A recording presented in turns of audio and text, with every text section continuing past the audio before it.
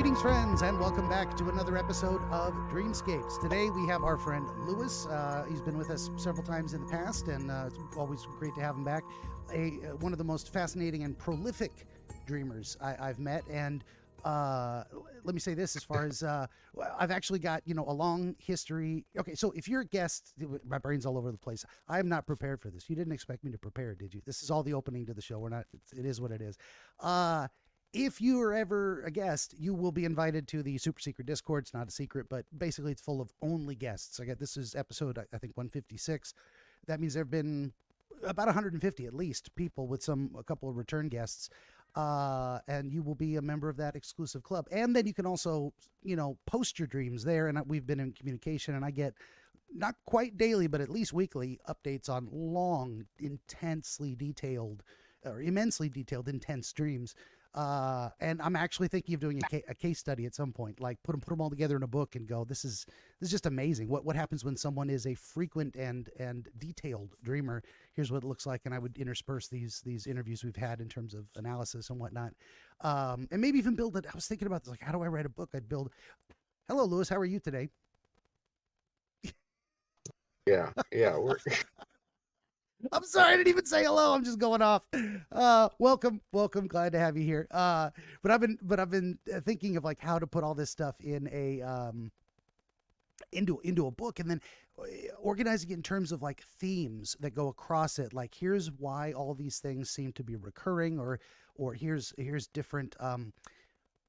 It would be towards the idea of showing here's how these consistent how these life events that are meaningful consistently show up across different dreams, and they do seem to. There's several of your dreams are like that. So anyway, that's my ramble. I am not awake yet. This was a spur of the moment. I got a communication saying, hey, I had another dream. I'm like, let's make an episode. I haven't talked to anyone this week, so let's do it. But anyway, I'm going to do the actual opening the shilling. Would you kindly like, share, subscribe, tell your friends? Always need more volunteer dreamers. Please reach out across social media. You don't have to be anyone special. You can be a complete rando. I will, as you can see over here, I will protect your identity. We don't even know if Lewis is our friend's real name, and I'm not going to ask. We're just going to go with it because that's how I roll.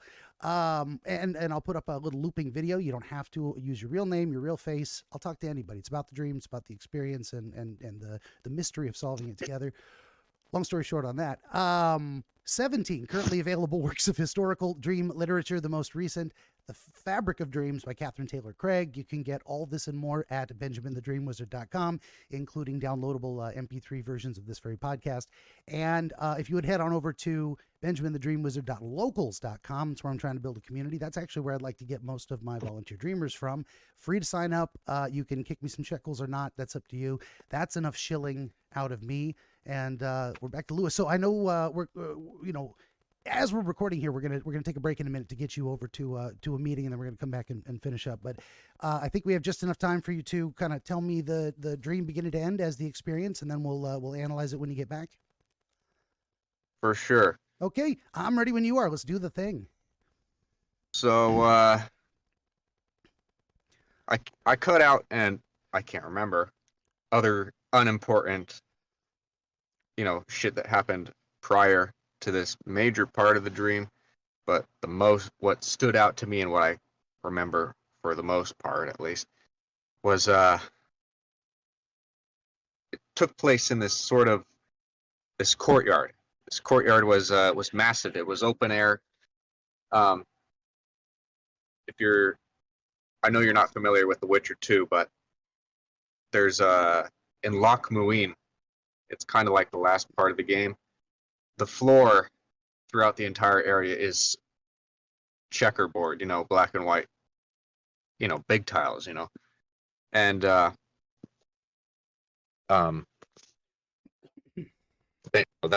the floor, but it's and the outer edge of the courtyard. Remember in Witcher 3 when you go into Vizima, the courtyard over there? Yeah, I think so. And that was the outer walls, kind of, gray, mythical castle like, right? And there was a platform. Hold on, where's my water? Yeah, take your time. I got constant dry mouth too. There was a platform of marble up in one of the sort of just a little distance away from me, and what do you call it? There was a brass statue of this of of a woman, and what did they look like? I think it was a possibly nude statue. The pose was neutral, like just kind of standing there, no real action, I guess. And I was with like 5 other people, randomly generated, right, per se, and they were standing on the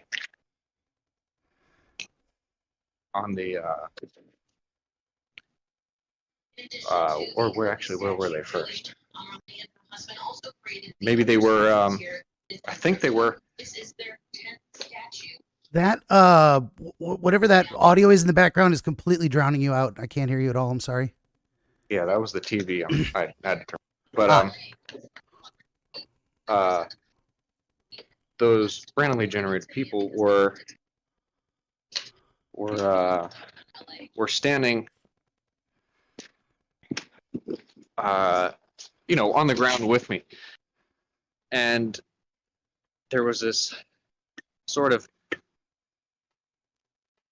woman in her 30s on the other side of me, so I'm in sort of a triangle shape. The 5 people were to one side of me, just a few meters away, and then the other one was on the other side, like a few meters away. If that makes sense, right? In a triangle.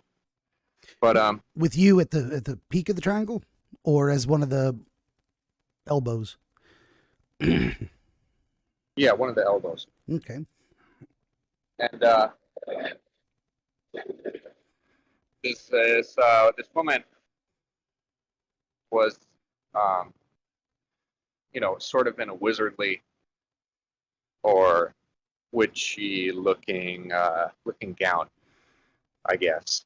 Not really what's the word for it? Not really tattered or whatever, but kind of a clean look. No hat or anything. It was just, I think she had like grayish black hair, but for some reason, I know this is kind of jumbled up. I'm trying to make sense of it for the most part as I go. Do your best. But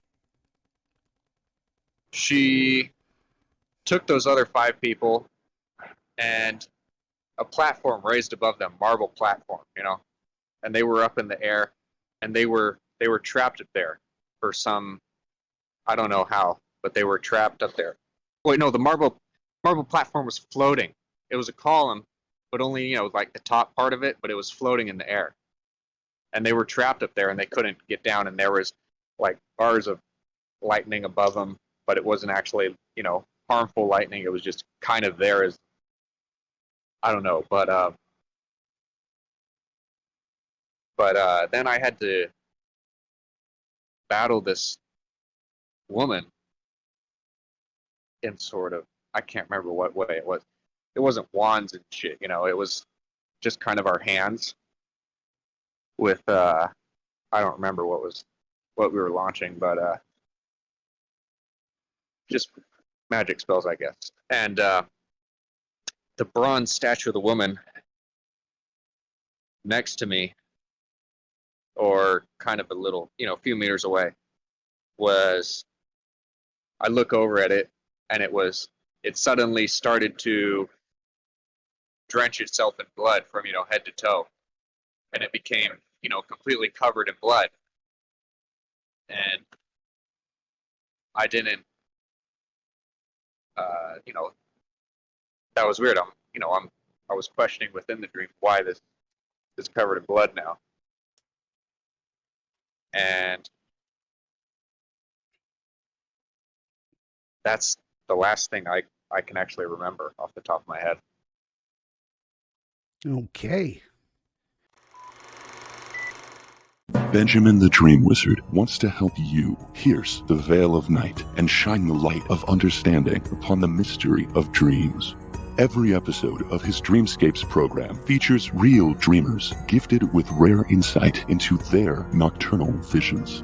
New Dreamscapes episodes appear every week on YouTube, Rumble, Odyssey, and other video hosting platforms, as well as free audiobooks exploring the psychological principles which inform our dream experience, and much, much more. To join the wizard as a guest, reach out across more than a dozen social media platforms and through the contact page at benjaminthedreamwizard.com, where you will also find the wizard's growing catalog of historical dream literature available on Amazon, documenting the wisdom and wonder of exploration into the world of dreams over the past 2,000 years. That's Benjamin the Dream Wizard on YouTube and at benjaminthedreamwizard.com.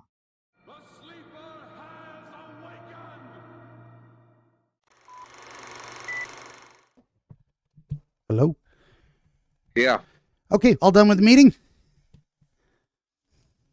Yeah, right on time if you just got back. Hey, nice. Beautiful, wonderful.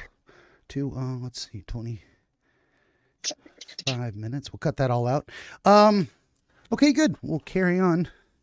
So, it's good we took a break. Number one, for me to take the pets outside, of course. But number two, I had a minute to reflect. Usually I just jump right in. I don't have a lot of time to think about, okay, how am I going to approach this?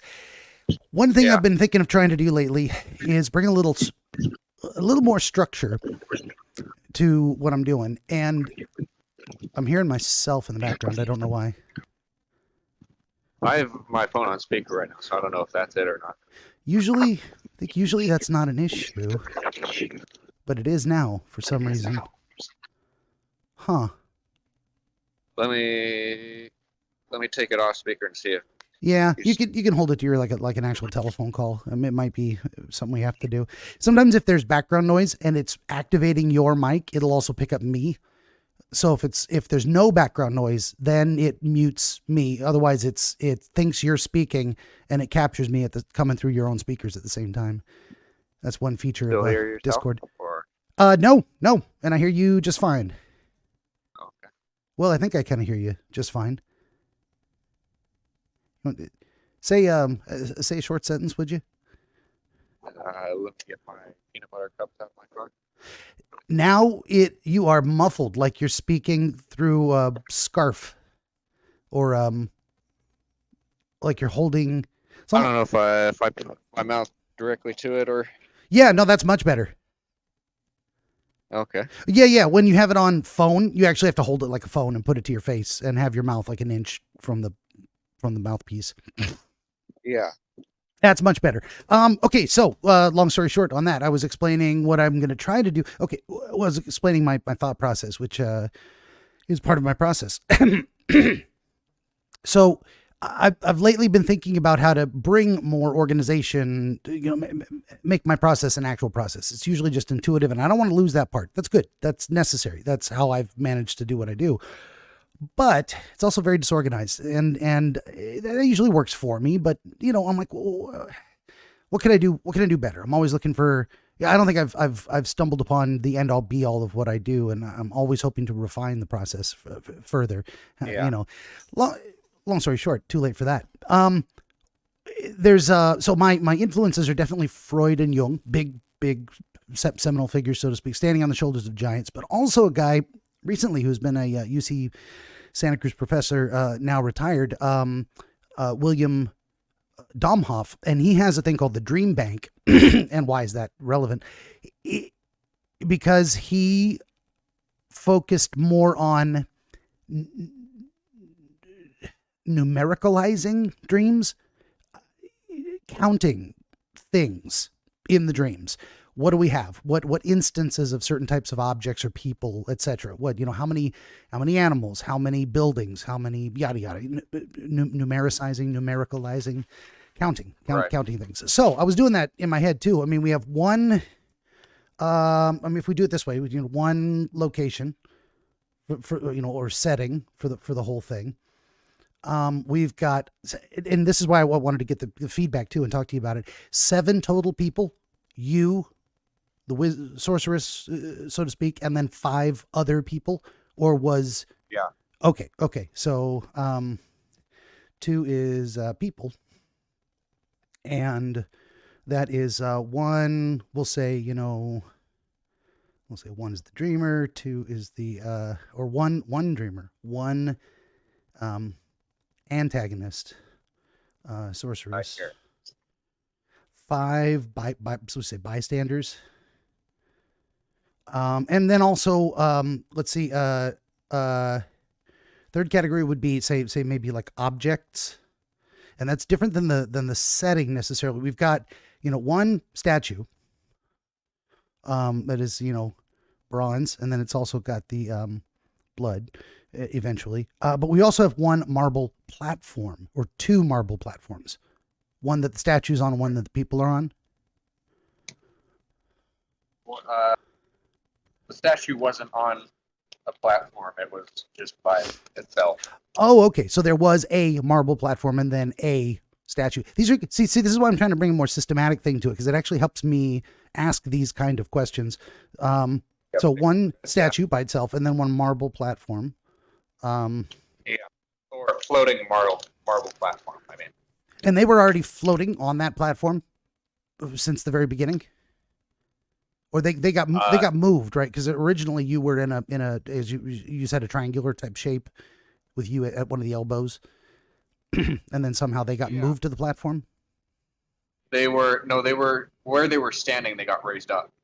Okay, and then you got left behind because you were off the platform. So they were actually standing on the marble platform to begin with, but you were not. Or the sorceress created it. So she kind of created it and then teleported them there in a way, or like the manifestation of it included them being on it. Yeah. Okay. Were they moved spatially from your location in terms of like you're in a shape and you're on this elbow here? Did it just appear under them and raise them up in the air, or did it actually relocate them off to the side as a part of the manifestation? Yeah, it appeared underneath them. Okay. Well, that's good to know. So, and then that's the next thing we're counting in a way, is how many behaviors, what did people do in this type of setting? So,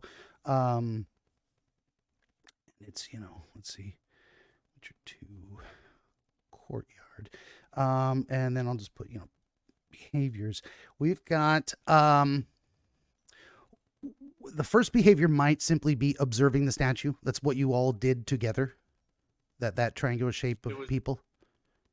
It was just me that observed it. They didn't. I don't recall them. Okay. Actually looking at it.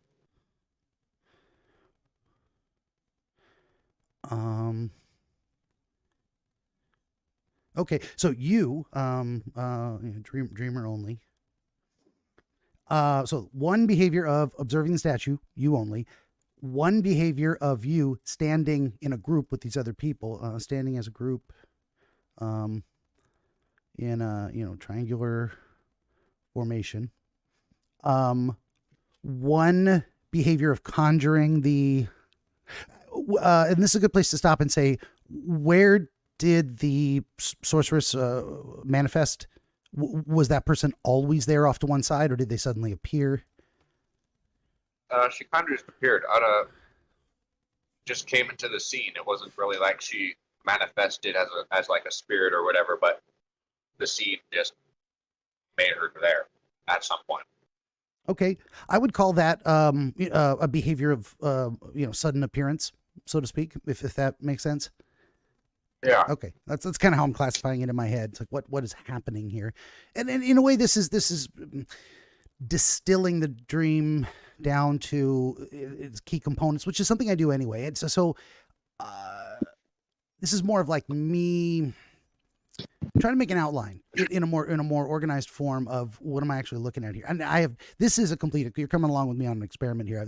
I have no idea how this is going to work. This is the first time I've ever attempted it, but I've been wanting the opportunity to do so. And I was going to do it with someone at some point, maybe, the next person I spoke to just happens to be you.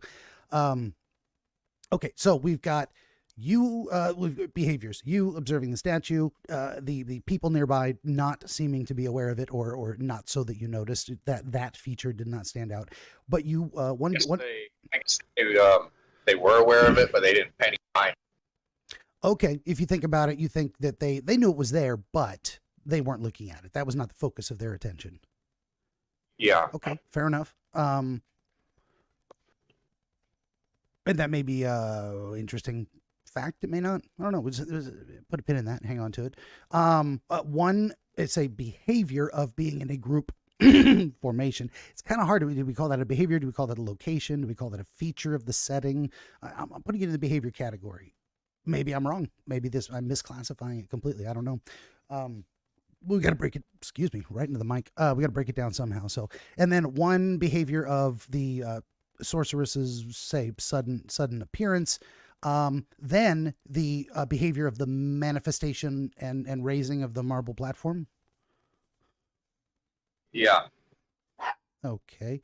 No, I just took you outside. Now he wants me to throw his toy. He's gonna go get it. This is already one of those streams. That's okay. Or not stream, but episodes.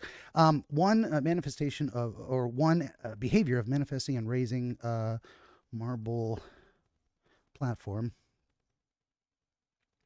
Hi. And then it was when it was raised that the lightning appeared, or it was from the moment of the marble platform appearing, there was already a cage of lightning in existence.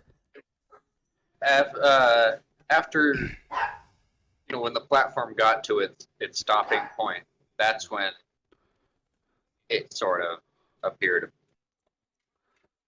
Like, was it really a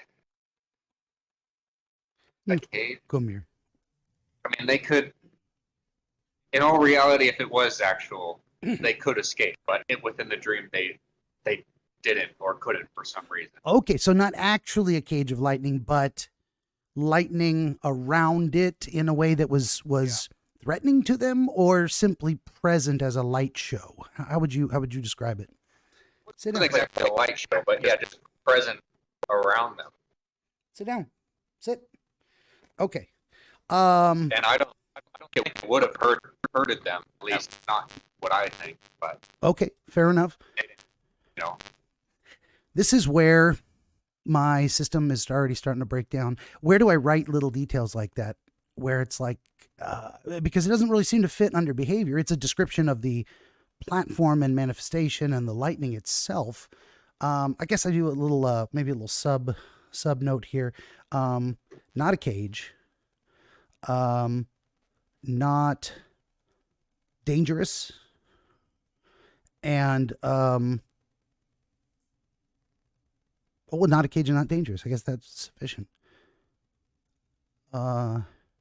Okay, and then the next behavior we would classify.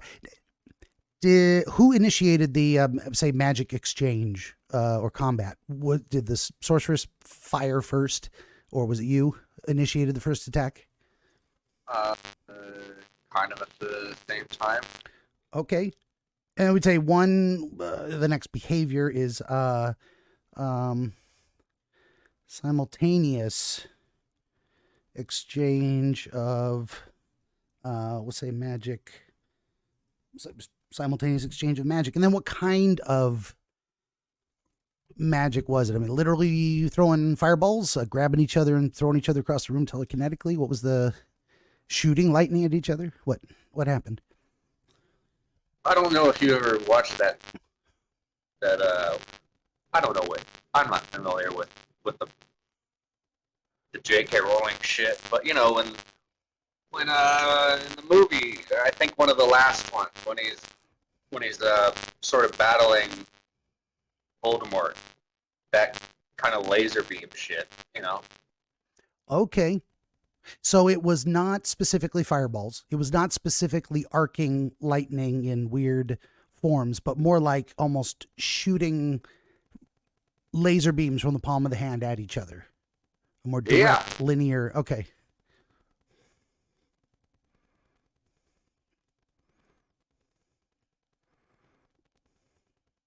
And was there a resolution to the fight before you woke up, or just the initiation of the combat? Or before you, Combat. there was just the combat and no resolution? Yeah, no actual resolution, but it did stop at Oh, some point. Now I remember that. Okay. It just we were fighting and it ceased suddenly, and that's when the statue started to bleed.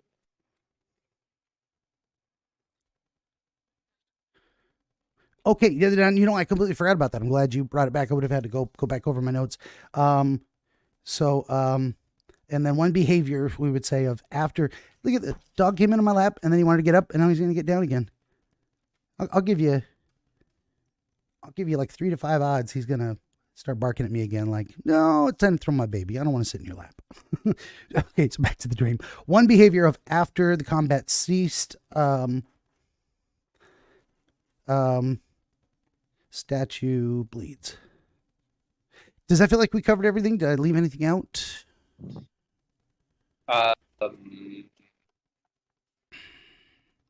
Those are the major points, at least. I mean, there's still, little tidbits I could probably add as we go. Sure. I mean, I did leave out some things like the age of the woman in her 30s ish, and the description of her, the gown and the grayish black hair. Those are maybe possibly relevant. I mean, almost certainly relevant to figuring out who she is or who she represents in this sequence of events. I could best. What was it? What was that? Her, at least in my mind right now, at least the closest I could say the woman resembled was. Do you remember that woman on YouTube who used to make food? Like she would do like homemade Takis or whatever the fuck it was, or some, or burgers, from McDonald's, and she would try to make them herself. I can't remember the name of the channel. They stopped making videos like a year or 2 or more ago. I can't remember. I don't know. Was she pretty famous off of YouTube or really just YouTube famous? Yeah, YouTube. I actually don't know. I never really watched it, full time. It was just when it appeared on the front page. Sure. Well, I was going to ask you for more physical details of the woman. That's actually one thing I probably could have done under who were the people. There was you and the woman, and then the other people. And I wanted to actually get. That's where I probably should have done it, was under detailing who were the people present. Is okay. What were they like? I wanted to get to some other stuff. So let's go back though. We'll go to page 3. And now the rest of the story. Gotta miss Paul Harvey. So the people, let's see, sorceress, and you described her as 30s and grayish, black hair, robes. You were about to tell me something else. Sorry, and I think I cut you off. Something else about her. Yeah, there's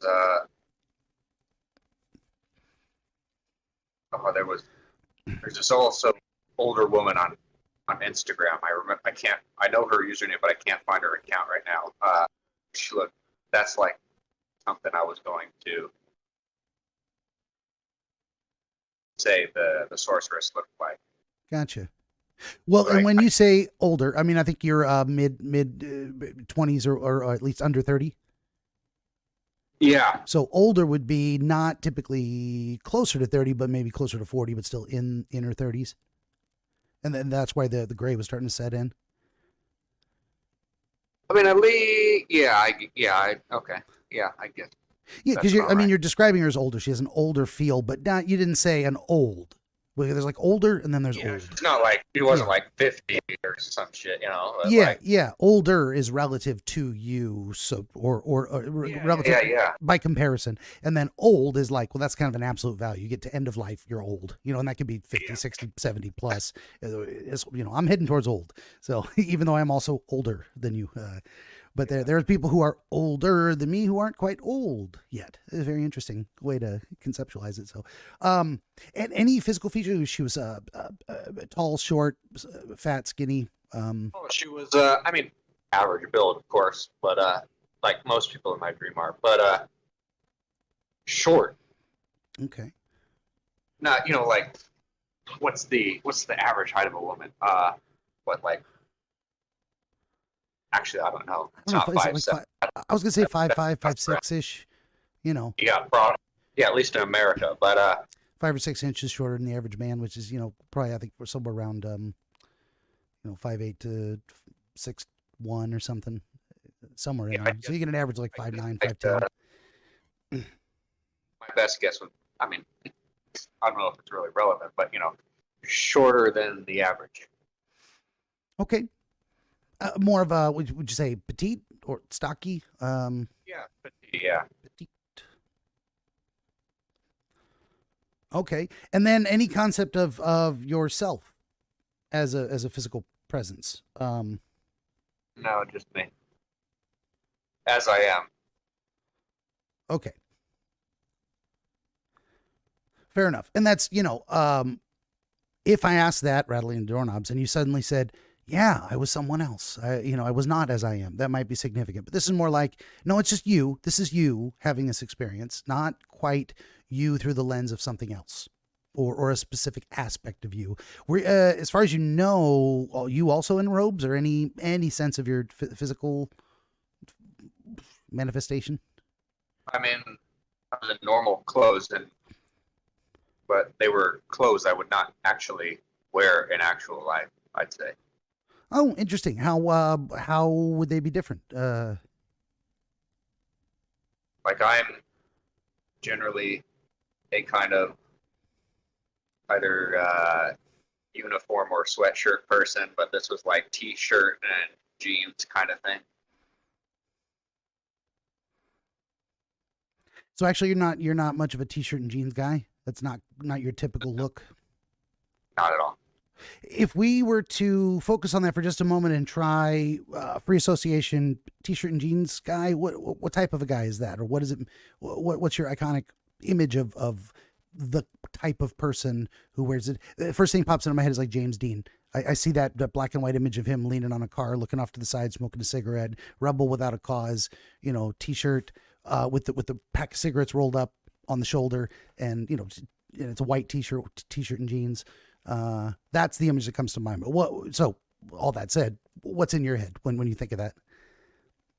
I mean, in general, it's like it depends, but at least concerning, because it was on me, it's like I'm not dressed well. It's like, so I feel like a sloppy person if I were to dress that way. Okay. What do you think it means to be poorly dressed or sloppy? What comes to mind when you follow that association? You don't really care about yourself. Not bringing your best self in some ways? Probably. I mean, that's what popped into my head. I should have asked, what does it mean to you to not care about yourself? But that's not taking care of your appearance. Definitely. There's an angle to that. Yeah, I mean, that's ungroomed. Yeah. That's what I was reaching for. So there's some part of yourself that's saying, okay, imagine you are confronting whatever the situation is, but it's not the best part of you. It's not you putting in the proper or sufficient effort to make a good to represent yourself well. Does that make sense? I can see how that's relevant, actually. Yeah. Do you want to say more?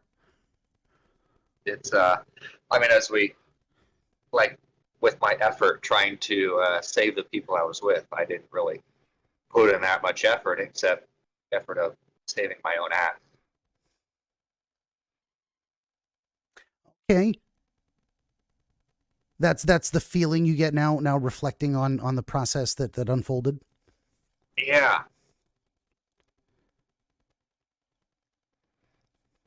Making some notes here.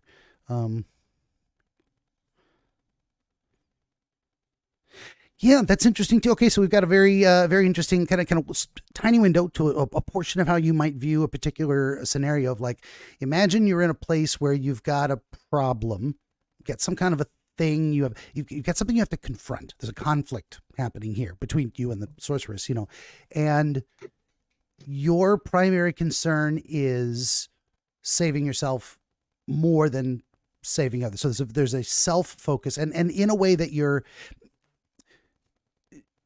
let's see, the scenario could have gone either way, but it's your feeling about it now that we're discussing it that matters most, which is you can imagine a scenario where you're willing to self-sacrifice because saving the other people is most important. Well, in this scenario, you're looking at, and there's also okay, so then that's one reasonable type of response. We can imagine that scenario. There's also another kind of scenario where you would love to, you wish you could help those other people more, but you're in a fight for your life. You have to survive first in order to be of use. But you're even conceiving it. Okay, I'll stop. Go ahead. No, keep going. Okay, and then the third scenario for that would be you probably could be fighting harder. You're being a little self-critical of like, I didn't try as hard as I could have. I could have put more focus on thinking of others, and I could have maybe tried harder and conquered the scenario through that superior effort and been of more benefit to others as a result. Is that where we're going with it? Like when I was fighting the sorceress, I didn't really have to exert myself, right? It was just happening, and it's like I didn't, it was just, I don't know how to explain it, but I didn't have to exert myself at all to do anything. Even though, actually, I don't know how to add on to that. Fair enough. No, we can just dwell on that for a moment. There are some scenarios where the victory was so easy, you didn't need additional effort. I'd say it wasn't exactly a victory, but the fighting between me and the sorceress ceased at just one point. It just like suddenly stopped, and she just stood there kind of and didn't do anything more. Sure. And then yeah, the group was kind of, I'd say, rescued per se, even though they didn't come down from the platform. Fair enough. They were perhaps out of danger, but it wasn't fully resolved. The platform never descended. They were never freed in that sense, at least not that you saw, which may be relevant or may not. What I'm getting at is, let's say you're playing, tackle football against a 2-year-old. No effort required. Actually, significant effort not to damage the 2-year-old. Yeah. That's one kind of a scenario. Then there's another type of scenario where you are more evenly matched, and if you had put in more effort, you could have prevailed sooner or to a greater degree. Do you see where I'm going with the distinction between the two? I mean, there's two different kinds of lack of effort. Like one where you shouldn't try harder because that would produce the worst outcome, and the other one where you should have tried harder because it would have produced a better outcome. Yeah. And are you feeling like it was more the second? Maybe you're a little down on yourself. Yeah. Okay.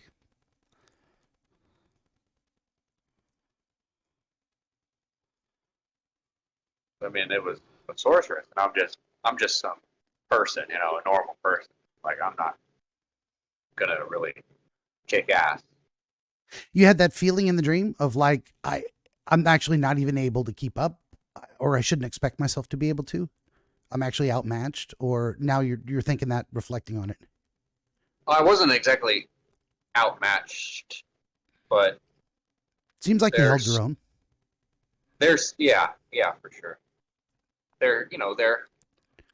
So they could have probably obliterated me and whatnot, but I guess didn't. I don't know why, or So you actually, now looking back on it, it feels like you probably should have been defeated, but the other person chose to stop. You didn't actually prevail as much as they chose not to destroy you. Probably. What kind of certainty would you give that perspective? 1 out of 10, 90%, whatever. I like an 8 out of 10? Okay.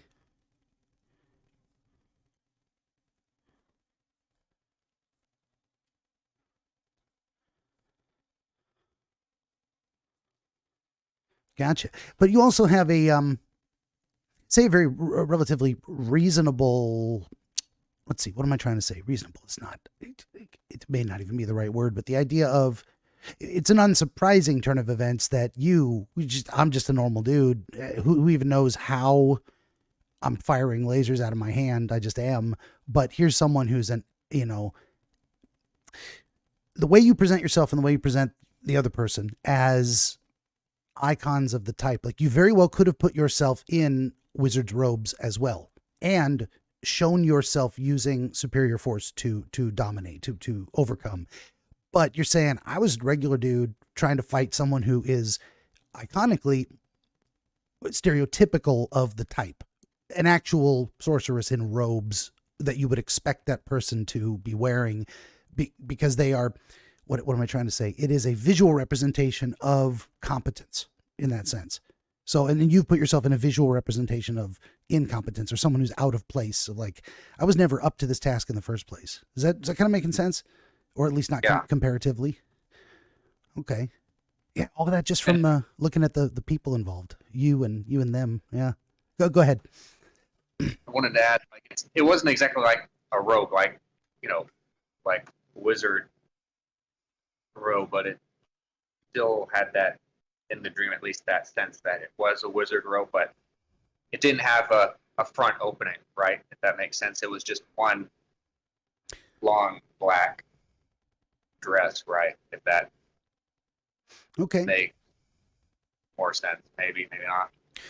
So as much as you would expect to find just a regular Joe on the street wearing a t-shirt and jeans, you would expect to see this person or this type of outfit on a person in what setting?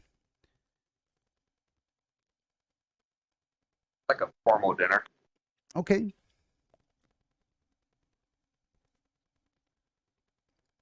There's very much a class or status representation going on, like a status differential between your two. You're showing yourself. Yeah, I see what you mean by that. Yeah. Even though I didn't consider it image at all, but yeah. Sure. Yeah. Well, that's why we look at it backwards. So or in retrospect, we try to put these things together. That's where I was going with the idea. And this is also kind of just additional confirmation of how you conceive of what that style of dress means. You've got, if you showed up to a formal dinner party in a t-shirt and jeans, you would feel very much out of place and you'll be like, I didn't dress as well as I could have. I didn't bring my best, the best representation of myself to this, or the best. And sometimes that's a metaphor or iconic imagistic representation of, I'm not giving my best effort, which is actually where we're going with that, because there's the physicality of the exchange and how it didn't feel like you won. It felt like it just stopped, and probably it stopped because she decided not to prevail against you, to leave it a draw. In that sense, you were in a sense shown, a mercy or kindness by this other person who could have defeated you. Yeah, for sure. Okay.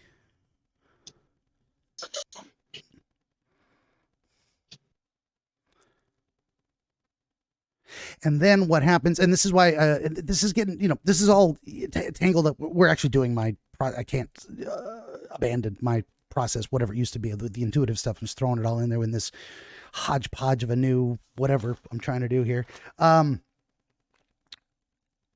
What I've done in the past is try to find triggers for the chain of events. Like what caused one discrete engagement or encounter or experience to transition into the next. And it was this moment perhaps of the person compared to whom you were outclassed, choosing to be merciful, that then the statue starts to bleed. And if you think about it in that way, does anything come to mind? I wouldn't consider the statue bleeding for being merciful. It was just something that suddenly began to happen. Yeah. There was no. Well, I'm not saying. There was.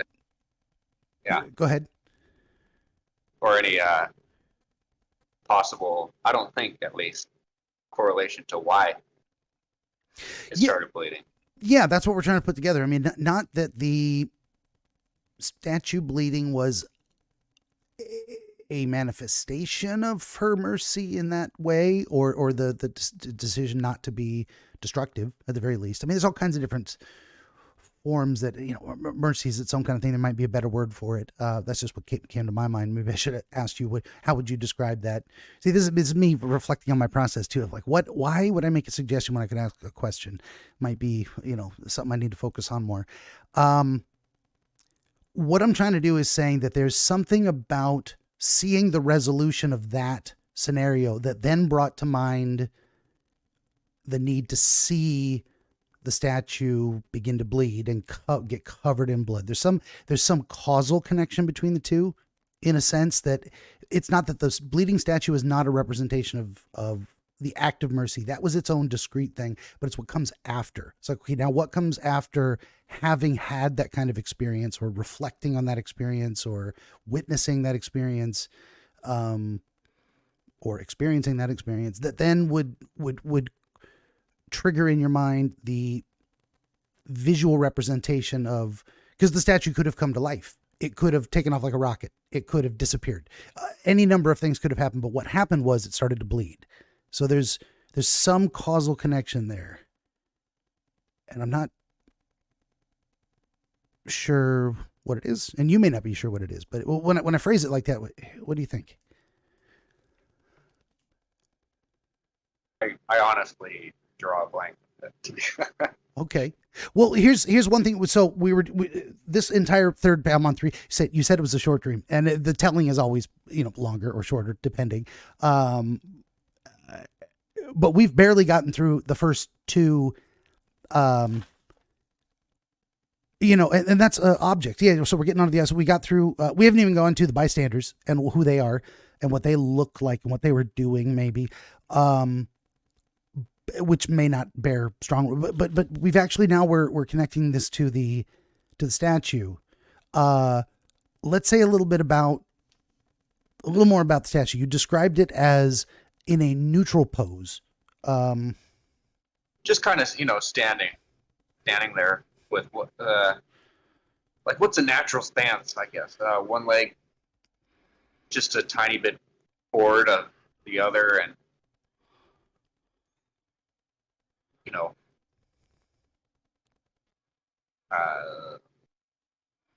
just like it's not, in a walking position, but just standing. Yeah, there was no it wasn't the thinker sitting and with his elbow on his knee and his chin resting on his fist. It wasn't Michelangelo's David necessarily. Was the statue nude? I think, did you say it was nude? I think you did say that.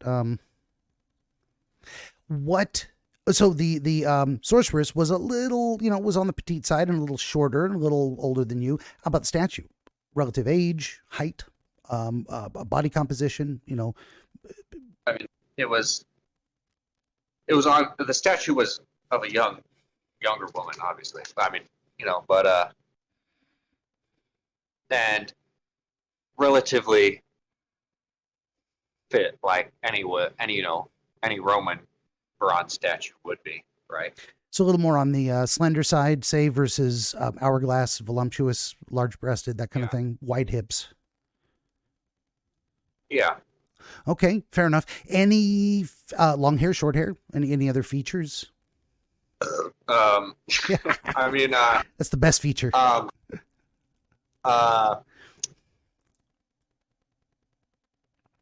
The hair, I don't have any really anything to note on. I mean, it was just shoulder and push back. Okay. So behind the ear type of thing. Yeah. Okay, sure. I'd say maybe unremarkable hair. Just writing that down in terms of like, okay, nothing stands out. You could have said, yeah, shit. Now that I think about it, it was Medusa. It was Medusa snakes. It wasn't, but it could have been. And it just never really crossed your mind to say that until you saw the image again in your mind. You're like, well, here's something. Now, was she carrying anything? Like you've seen nude statues and they've got a bow and arrow strapped over their shoulder, you know, that kind of thing. No, it wasn't. It was just not holding anything. At least I remember. Fair enough. Hands by her side, outstretched, crossed across her chest. Anything? I think just by side. That would be a more neutral, so it wasn't an athletic pose. I think you already said that too. It's not running or dancing or doing anything. If you had to guess what the person was doing, they were just standing for the sculpture. They weren't imitating any kind of action whatsoever. Yeah. Fair enough. Okay. And when you noticed the blood begin, where did it start to manifest? Like out of the eyes, out of the top of the head? It just just start from the top of the head. You know, it just came. It wasn't like a small trickle. It came out of it like enough just to cover it completely. You know, as it passed once over. Okay. And you didn't have the impression that the blood was coming from somewhere up above and falling on the statue. It was manifesting from the statue itself. I wouldn't say it was from the statue itself. It just somehow it manifested on the statue. It started from the top. Okay. Interesting. So it isn't as if a tiny hole or wide hole opened at the top of the statue's head and it gushed out and covered it, but somehow it's almost like a covering of blood was layered onto the statue from an unknown source. Yeah.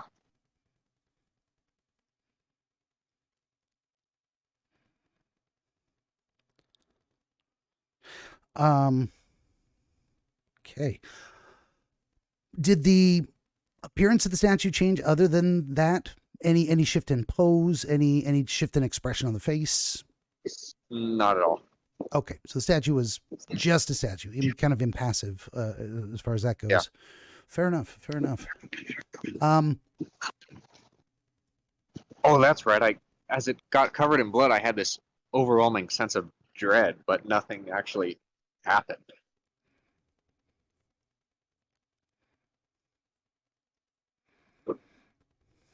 Nothing bad happened. Yeah, nothing actually happened other than dread at the emotional response at seeing the statue suddenly become covered in blood.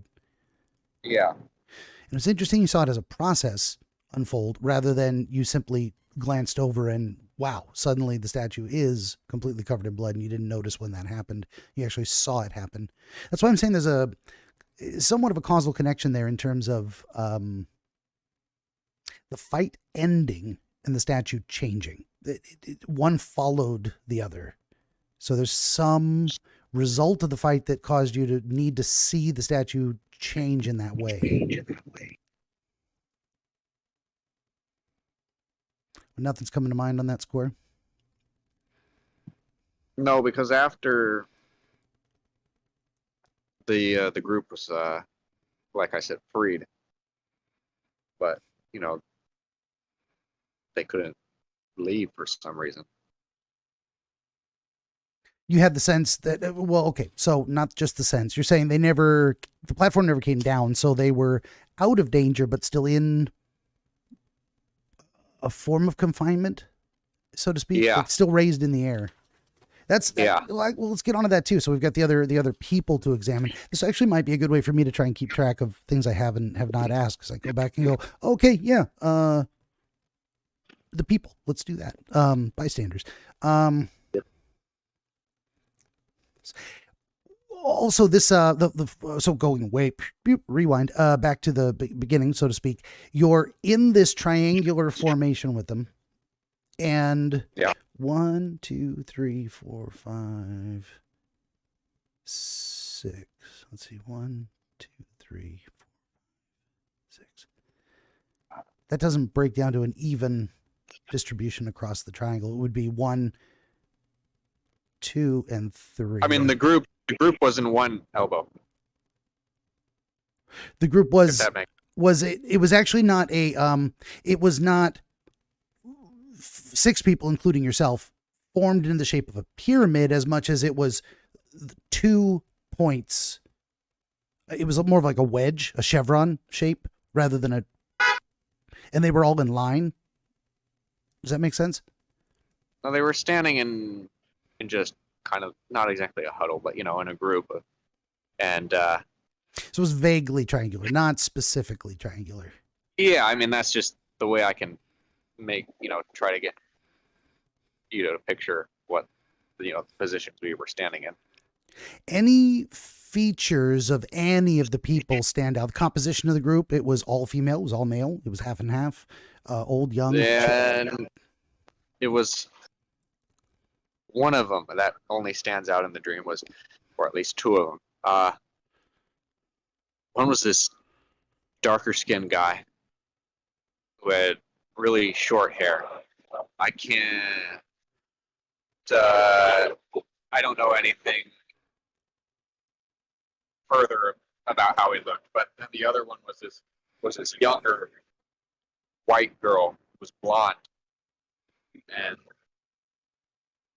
those are the 2 people I can only that have I can. Sure. I lost a word. And the other say 3 people, nondescript. Yeah. They were just present. No idea if they were male or female, old or young. Yeah. Okay. Yeah. Okay. These being the only 2 people who stand out, any specific behaviors you observed them doing prior to the, they were present, but not focused on the statue the way you were. They didn't notice it. They were not aware that a statue was there.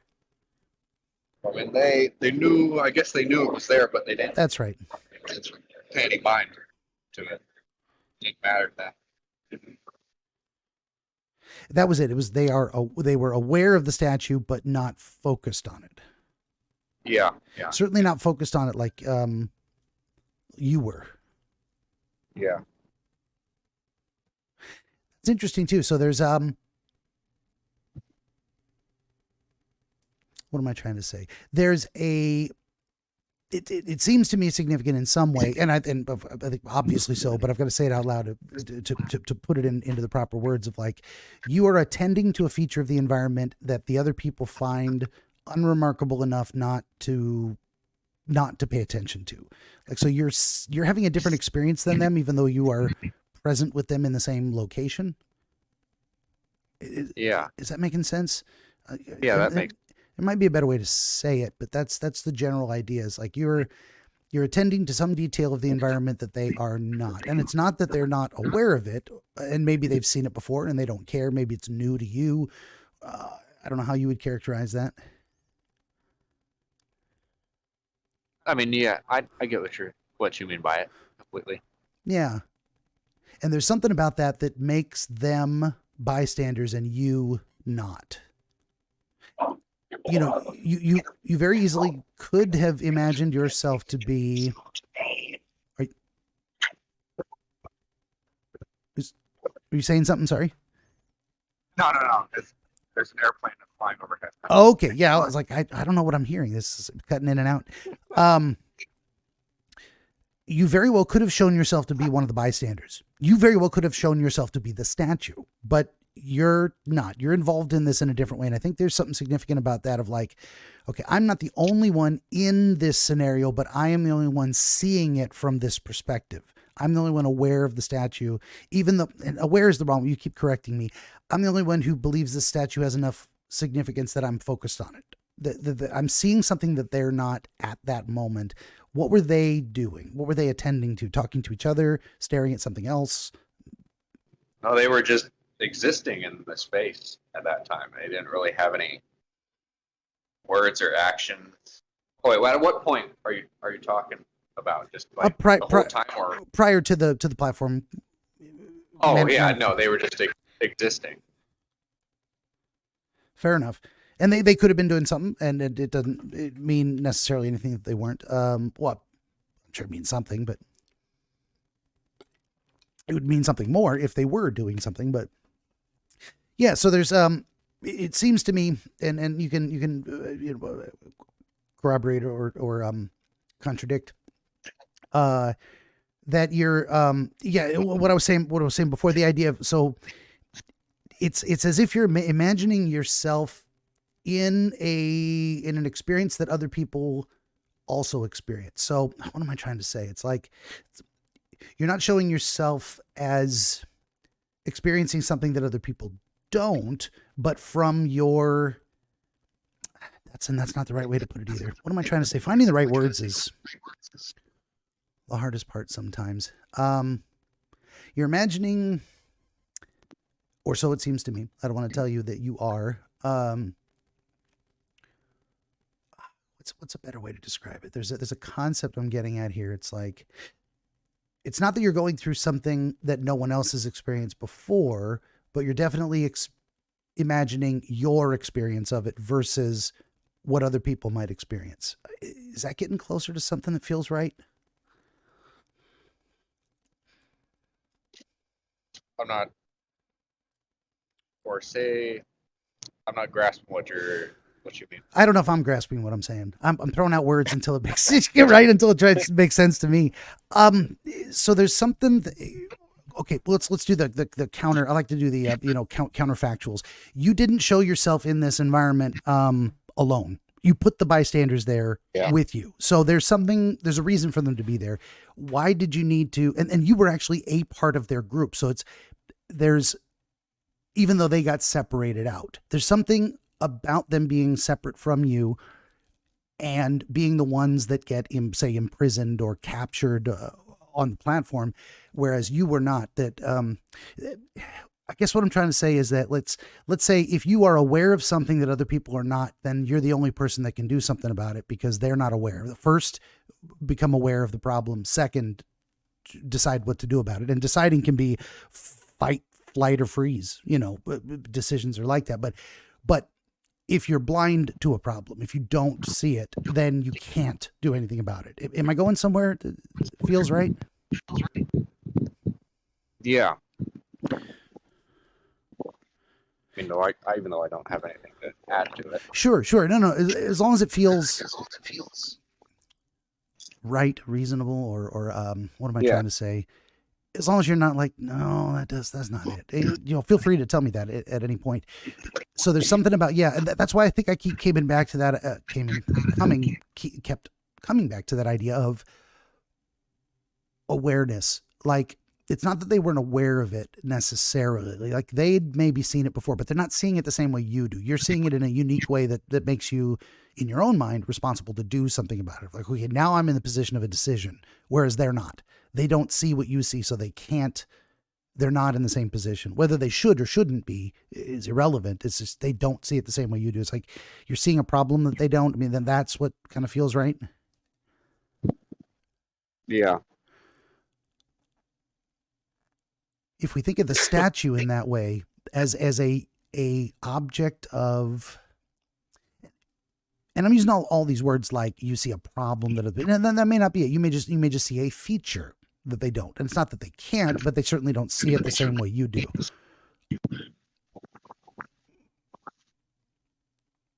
I feel like the statue is, at least if I think about it, the statue could have been an object of desire. Now that you kind of think about it, of like, it certainly attracted your attention. And if you were to, in your mind, look at the form, you can recall it is an attractive form. It's not an ugly, unpleasant form. For sure. And sometimes we would look at that which attracts our attention as something attractive. And that's a weird way to think about it. because we tend to use words that have both the denotative and connotative meaning aligned. And so we don't think of being attracted to paying our taxes. That is a literal, that is right. That is a literal fact. Yeah. It attracts our attention because there's a threat there. You don't pay your taxes, you go to prison. So, but we think of attraction as to physical beauty or to romantic interest or to personality. This is how we think of attraction. But then there's also the purely physical attraction of a magnet. That is an attractive quality. And it's a funny thing is it's a verb, not a noun. Even though we call attraction, we think of it as a thing, attraction being a thing. It's like it's a physical property that we then analogize to that which captures our interest in some manner. So this statue has captured your interest as an object of focus and an attraction to it in a way that it hasn't captured the attention of the other people present, maybe because they've seen it before, but for whatever reason, they're aware that it's there, but it doesn't stand out to them. They don't have that same quality of needing to see it or to focus their attention on it the way you do. Yeah. And before magnets, how do they work? and you know what? We don't know. That's the funny part. No, for real, nobody knows. And they're like, oh, well, you see, it's this. You get down to the bottom of that. So people have all kinds of fancy gravity. We still have no idea. Well, we think it's a function of mass, and we kind of understand it a little bit. No, if we understood how it worked, we could turn it on and off. We can't. We can't turn on and off magnetism either. We can generate magnetism. We can magnetize a piece of metal with an electric current, but we still don't know what magnetism is. It is what it does. Is where a lot of this stuff comes from. And there's going to be some science nerd out there who's going to go, actually, this DreamWizard guy doesn't know what the fuck he's talking about. And probably I don't. But honestly, well, see, it's the other thing too, is like, we have no idea where ideas come from. How did I not have an idea a split second ago and now I do? Where the fuck did that come from? Why did that happen? We don't know. We know there's a pyramid of effort or knowledge or concentrated the concentration of both effort and knowledge in a particular direction, we open ourselves up to the possibility of an answer, and sometimes it comes and sometimes it doesn't, and we don't know why. All you can do is and there's a million strategies for making yourself more receptive, but none for bridging that gap. And that's why I was going with the pyramid analogies. We've got, and that's where the kind of Illuminati symbol of the all-seeing eye at the top of the pyramid, or the pyramid with the all-seeing eye on it, and then above that is a flame, or usually the eye is above it. And there's a gap between the pyramid and the flame. There's the light bulb appears above your head, not connected to your head, not inside your head. It's something, and in that gap is magic. We don't know what the fuck it is or how it works. We can't force it to happen consistently, scientifically. Like if they knew how to, if any of us knew how to force inspiration, we would solve every problem immediately overnight. We would just do it. We would just say, I need an answer. There it is. We know exactly how to generate the answer we're looking for. We have no idea. Long story short, that happens to a lot of things, and as much mastery of the universe as we think we have, we don't know shit.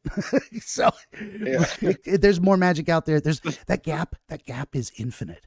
That's what people don't realize. That gap is unknowable. It is uncrossable by will alone.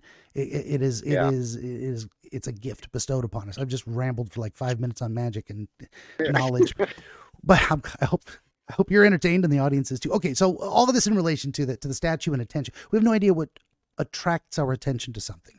Why are we attracted to a person? Why does something catch our eye? Why are we interested in one thing and not another?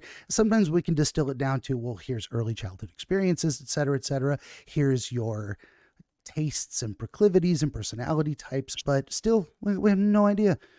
Why does someone prefer chocolate over vanilla? No idea. We have no idea.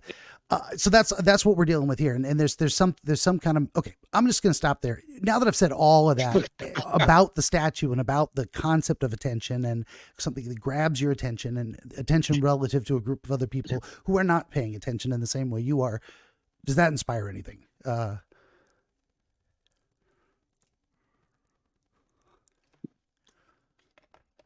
I'd have to think about it for a while. And I mean, that's fine. I said a lot, and I probably said too much. I probably could have stopped yeah. 5 minutes ago, and you would have had an answer for me. But I filled your brain with my ramblings. Yeah, I mean, That's I okay. ramble too. No, it's okay. Yeah, what I was looking at there is that idea. So there's something about that. You have another plane going over? No, not right now. It's probably just the wind. But Oh, it might be the wind. Yeah, I was hearing myself again.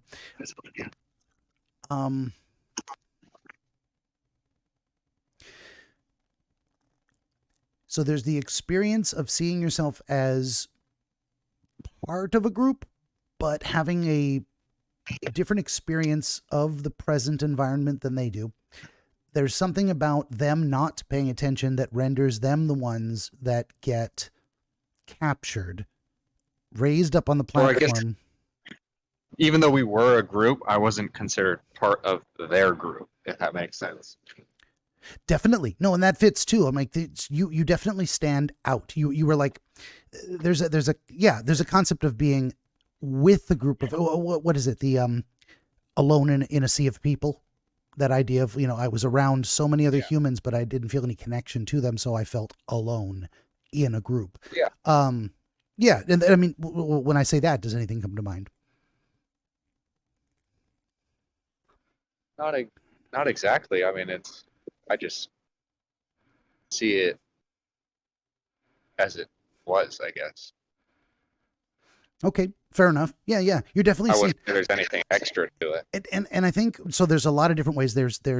I am. Let's say you're in a crowded bar and it's raucous and loud, and everyone is having the greatest time, and no one's talking to you. That's a type of experience where you are present in the same environment with a bunch of other people. You're not connected to them. Your experience is uniquely different. You're the only one not engaged in the social experience. Now, I don't say that to say that's what this means, but that's a type of experience. And that happens in a lot of different settings. I mean, being physically present is not the same as being part of the group. Right. Yeah. And so there's also the concept of, if you are the only one attentive to something specific and the other people are not, even though you're physically present with them, your experience is different. So that's what we see going on here, I think, is this idea of what separates you from this crowd, this group, is your attentiveness to the statue. It's the idea that you see something they don't, or your attention is focused in a way that theirs is not. Is that Could have been, yeah. Yeah, I mean, feel free to say, that's not what it felt like. It felt like something else. But I'm trying to explain, well, what I see, Well, which may not be what happened. maybe, I mean, I get what you're saying, but was the statue the sole cause that we were separated? Probably not. Okay. If you had to think of another cause, anything come to mind? I mean, what might have set you apart from them, even though you were standing with them? I don't know why. I couldn't really pinpoint exactly why that group was targeted instead of me, but even though all I can say is probably because I wasn't out, even though I was with them, I wasn't part of them, and I don't know if that singled me out or if I just had the word in my head, but I forgot it. What is going on? But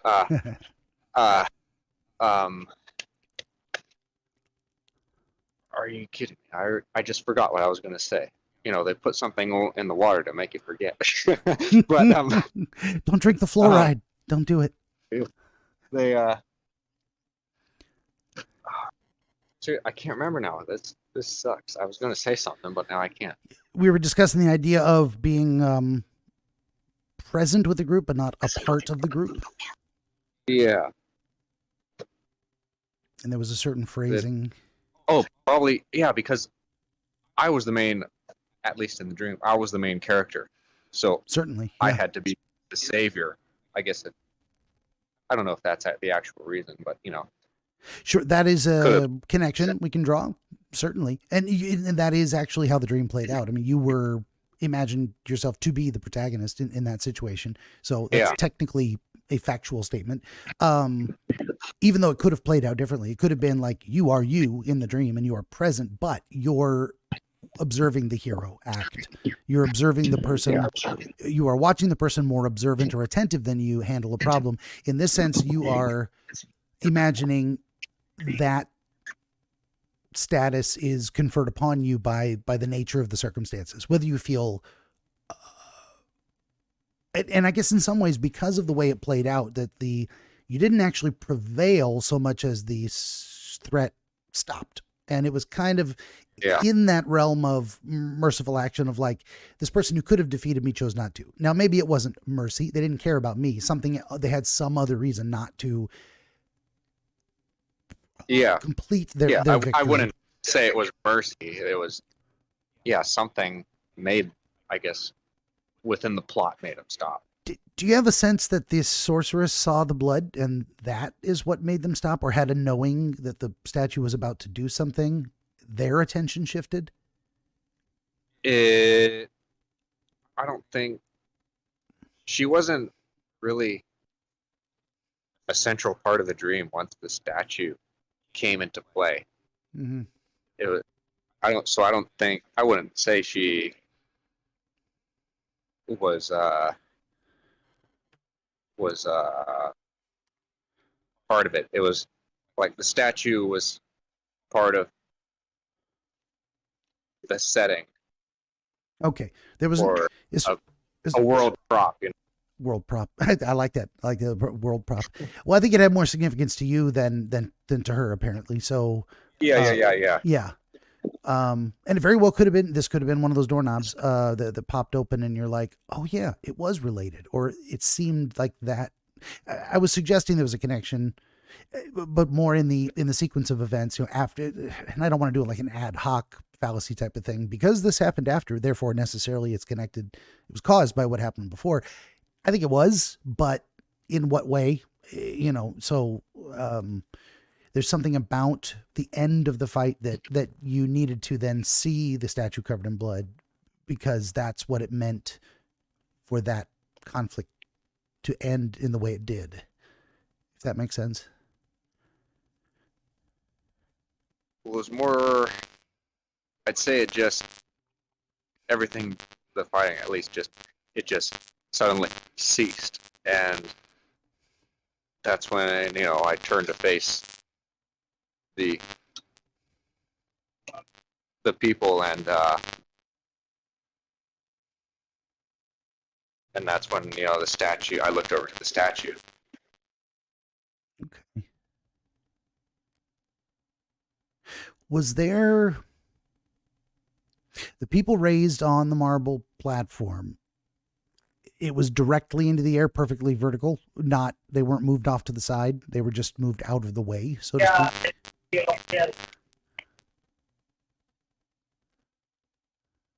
Well, say that again. I had a radio call. Oh, gotcha.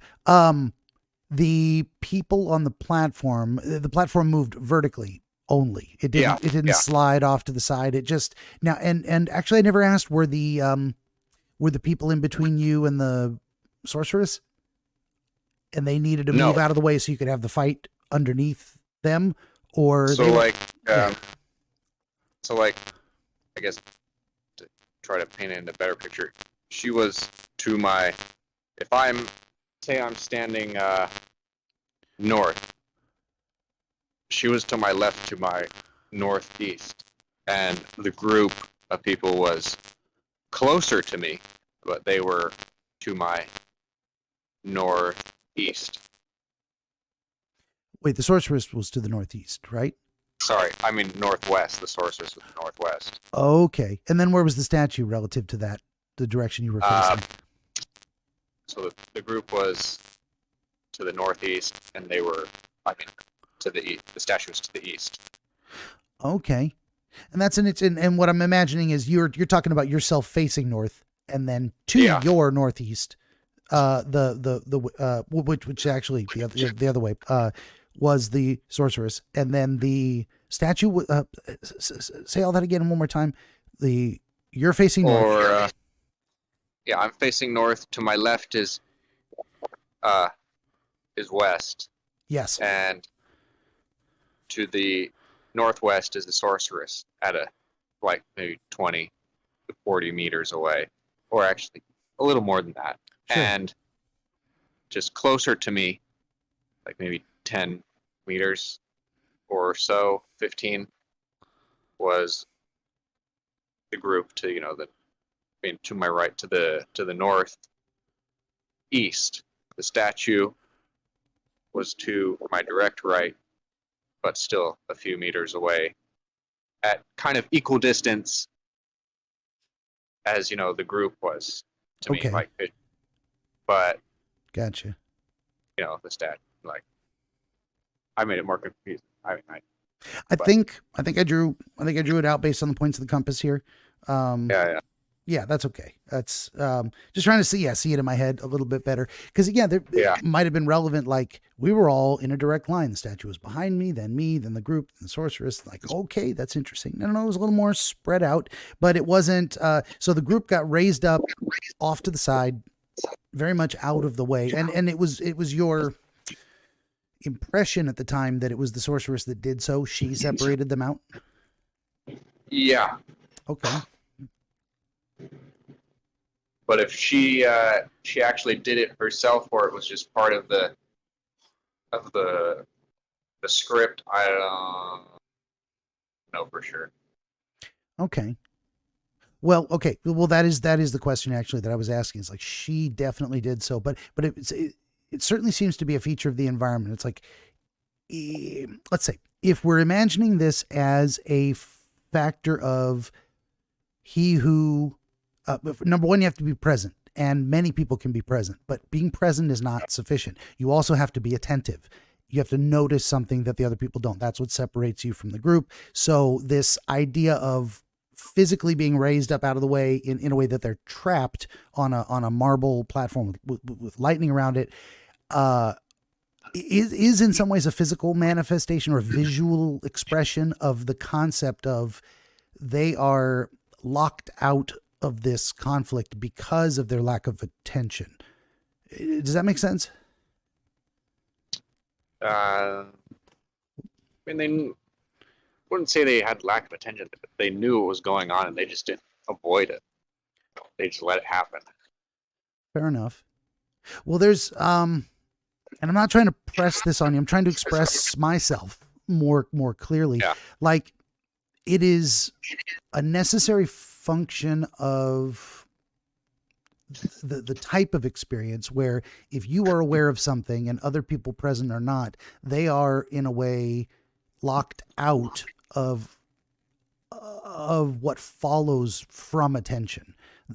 In order to be a part of the experience, they would need to have the same attention you do, but they don't. So that separates them. Does that make sense?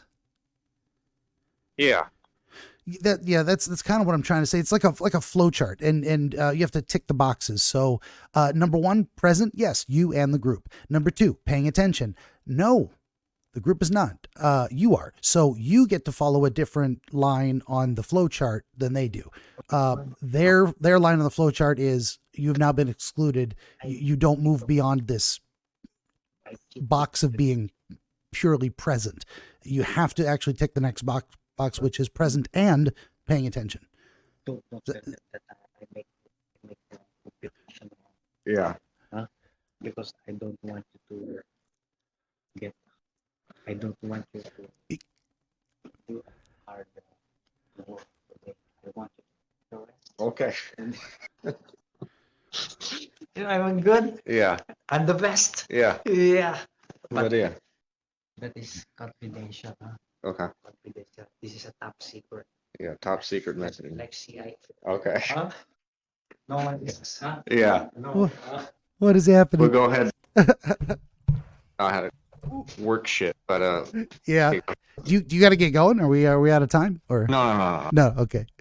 That's okay. I might cut that out. I might not. I'm like, I don't even know what's happening. That was kind of funny though. There was like an amused tone in the background. I don't even know what the words were. Okay, so if we're imagining it like a decision-making flowchart or a chart, a flow chart of an experience. Present, then we have to tick that box. Then we have to tick the box present and paying attention. And then the box below that would be present, paying attention, and now confronted with a decision, a conflict, so to speak. And the conflict, and the conflict itself is whether or not to do something, not the actual conflict. That's why I'm struggling with that one. So we've got the flow chart, present plus attention plus resolving the question of whether to take action. And do you see where I'm going with that? Keep going. I mean, So I'm breaking it down in my head too. So the step that follows attention is not action. It's the question of whether or not to take action. Does that make sense? Yeah. So it's almost like the first thing that popped into my head was the Rush lyric. Even if you choose not to decide, you still have made a choice. The song Free Will. Yeah. And go ahead. No, go on. Well, I was going to say the question of whether or not to take action is its own type of internal conflict. And now you may resolve that conflict very easily. You may be strongly motivated to take action or not to take action in a way that it's almost instantaneous. As soon as the question is asked, it is answered, but it's always asked. Does that make sense? Yeah, I get what you're saying. Yeah, the question itself, even if it's glossed over, even if the answer comes to you in a heartbeat, it's still we still don't avoid that question. The question itself is omnipresent. It's necessary. Anytime we're confronted with a choice, we have to choose. And like I said, even if there's never a question, we say that, but it just means we already know how we feel about that particular question. We don't have to stop and think. So I'm almost thinking this conflict with the witch or sorceress, whatever, is a representation of settling that question in your mind, that there's actually more of a conflict to it. It's not such an immediate answer. Does that feel at all relevant?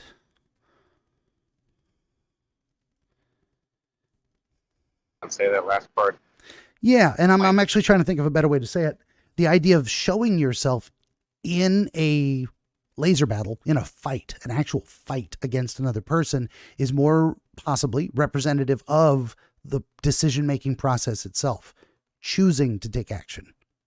What choice do I make? Yeah. The process of choosing, of coming to a decision about what action to pursue. Right. Does that feel right, or you want me to go on from there and just let it be what it is? I mean, it's not wrong. Okay. But I sit on it for a bit. Sure.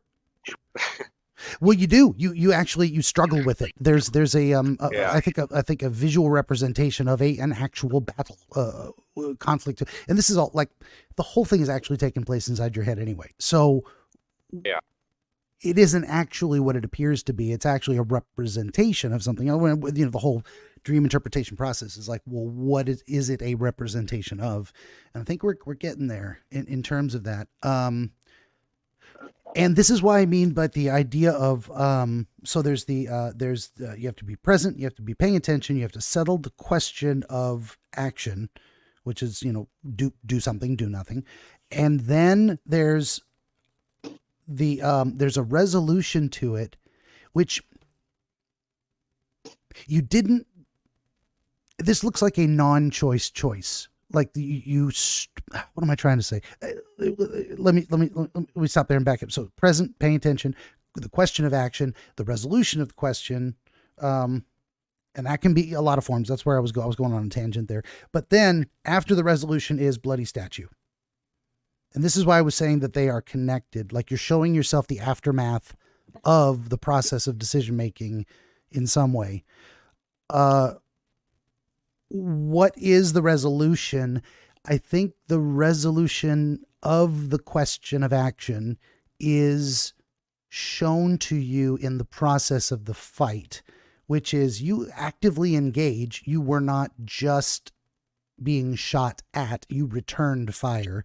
It's like let's say if there were two choices, do something, do nothing, you were closer to one answer than the other.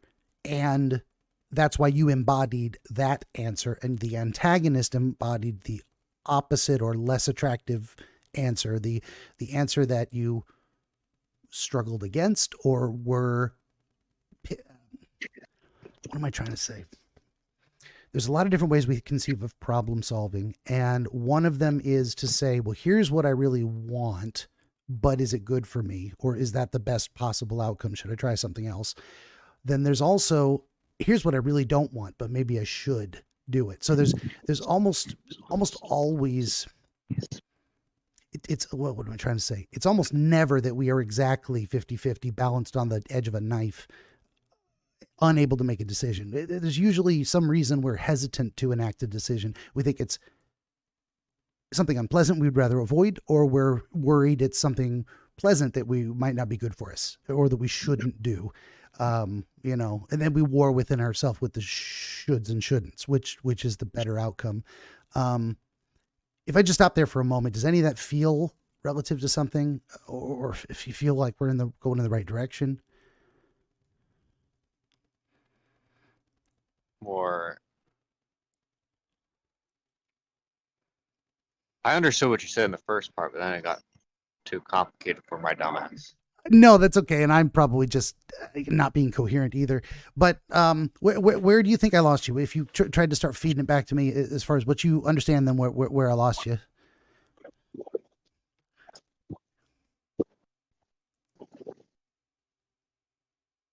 Now I'm at a boss for a second. Hold on.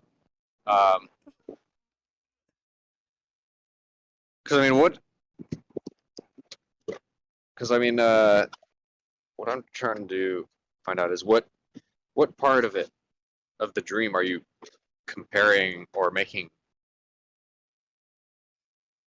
it for? Oh, or the actual fight with the sorceress, the exchange of lasers. There's something in there that is representative, I think. And you tell me, that's why I stopped to ask you if that portion of the dream, that exchange of laser fire, felt like, if it feels like I'm on to something of the idea of that being the conflict, an inner conflict that you're trying to resolve in terms of a decision-making process, like where we put the metaphor to ourselves of, well, we use that metaphor, inner conflict. Like I was conflicted. Well, what does that mean? Are you fighting yourself? You are one body. Where does the fight happen? Well, the fight happens in your mind, and the fight is between conflicting desires or that kind of thing. So do you think we're onto something in terms of like, this is part of a problem solving process, like a internal conflict resolution? Not against myself, I would say. Okay. And maybe in that sense, you know what you want, but you're unsure whether you should.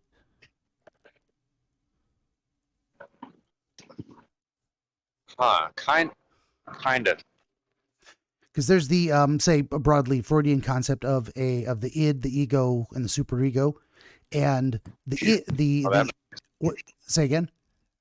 Yeah, that makes a little sense.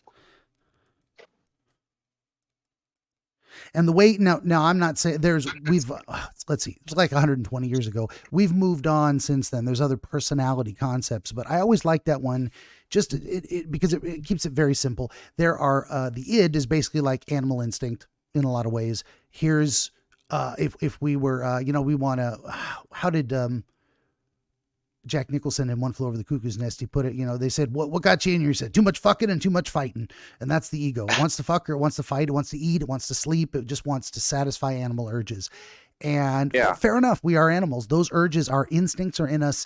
What makes us human is running it through the process of balancing it against the ego and the superego. And the superego is basically like he framed it as kind of like the authority figure, like the father, paternal in your life, but it's also societal expectations. It is, the superego is what tells us how to appropriately express our id, if that makes sense. Like we don't express the what? The id, the animal instincts. It's like That- yeah, superego okay. is basically like appropriate expression of animal instincts, and it's the civilization imposed upon the animal human nature, if that makes sense. It's like, it's the one that says, don't piss and shit here, go in the toilet. And so with the, it's like, this is not appropriate. We don't do it this way. We do it this way. It doesn't say never piss or shit. It says you do it in the toilet. So it gives us the, what is it? Pro-social, proper. And that's where he got into concepts of like sublimation and we're not going to get into all that. Great stuff. I mean, it's genius. He speaking of inspiration, he just invented all that shit. He just pulled it right out of his ass. Anal fixation, although he had an oral fixation with the, sometimes a cigar is just a cigar. Long story short on all this. That's okay. So then there's the ego, and we haven't even gotten to that. That's our sense of self, roughly speaking. And it is tugged at by the id and the superego. And the reason he put it as superego is like, there's our own desires, which are connected to the id. And he thought of these things as two forces separate from us, working within us. Our animal instincts, our societal training in that sense, or, being informed of right conduct by philosophers who have engaged in the process of deep thinking about virtue. They tell us, here's what it means to be a good person. And we try to enact that in the world. That's superego as well. Long story short on all this, very often what we've got going on inside of us is being tugged at by these conflicting forces. Like there's what my animal instinct is driving me to want to do in some ways. And sometimes the superego says, no, it doesn't even, it says there is no appropriate way to express that. That must only be repressed, and that's where we get that idea of repression. You got to find out what is being repressed and why, and then maybe look underneath that to find, okay, why is the id pushing that so hard?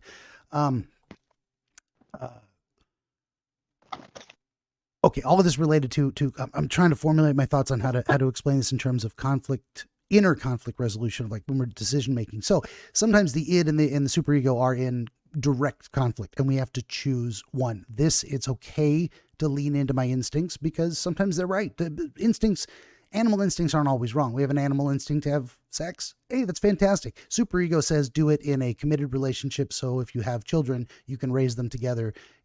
It's better for the species, it's better for society, that kind of a thing. Now, different people have different superegos. They have different philosophical systems that tell them alternatives are better. That's I guess I just exposed my superego. That's the conclusion I would advocate. Okay. So, but there's very often within us the need of a conflict resolution, and the more things we've resolved over our lifetime, the less things we need to revisit, the more instantaneous our decision-making tends to be, until we're confronted by something out of the ordinary, something a little bit unusual, or an old question that was never resolved comes back and poses itself to us again. And that may be either so if we imagine this entire dream as a representation of being confronted by some problem you've become aware of, and the need to resolve that in your mind, you're showing yourself, say, and all of this to explain the idea of the battle with the witch or sorceress is representing either the superego or the id in that sense. And you are trying to decide what you believe. And the you that is you is on the other side of the id superego conflict in that sense. Or at least you are the ego trying to choose between them. So you're in some kind of a dilemma that has to be resolved, that inner conflict, and what you What it seems like happened, you can tell me, this is where I was trying to get to after all this. What it seems like happened is that you actually didn't prevail so much as the question, the period of conflict elapsed, maybe without an answer, resolved itself. And sometimes if we do nothing, we use very often avoidance, delaying tactics to not make a decision, and then the decision gets made by time. The window closes for making a decision, and that is choosing not to decide, and then you still have made a choice, the choice not to act, and the situation resolves itself. It expires, basically. So all that said and done, the result you showed yourself is, because I did not make a choice, because I did not actively resolve I did not prevail, nor was I defeated, the statue gets covered in blood. So if we stop right there and we just say, okay, if you think of all of that, the idea of an internal conflict about decision making, the window closing, not making a decision, can you relate that to anything that might have happened? You said you had this dream last night. Last night, or do you want to say last night, or do you want to do the actual time frame? Well, yeah, the actual time frame would be better, just because it'll relate then to what you were going through at the time. Oh yeah, this was actually how long ago was this? What, last week or 2 weeks? Okay. What was happening in your life? What question were you maybe conflicted about? What situation were you presented with the need or the suspicion that you should make a decision, and then you just didn't, and it kind of went away, but it left you with a bloody statue? I didn't really have any major decisions. I mean, I planned a trip, but I just booked it. I booked it way ahead of time, and actually, I took, submitted time off for one date, and then I found it cheaper on another date, so I rescheduled it and all this. But it's I didn't have any really major decisions that I could relate to the dream, I would say. Okay. I mean, planning a trip came to mind. Like, that's the only thing you can think of in that time frame that where a decision needed to be made by you. Well, it wasn't really a time sensitive decision. It was just the only big decision that I really had I can think of. Yeah, and you may be thinking too big. What I mean by that is sometimes we limit our answers to well, nothing else I went through seems significant enough to have a dream about. And maybe it doesn't, but maybe it was. Does that make sense? The idea of you may have been experiencing some kind of a conflict in your mind that didn't seem significant, but it was enough that you needed to revisit it in your sleep and play it over in your mind one more time. And it relates to putting yourself in this. There's also some reason you chose the kind of Witcher universe. We never even really talked about that.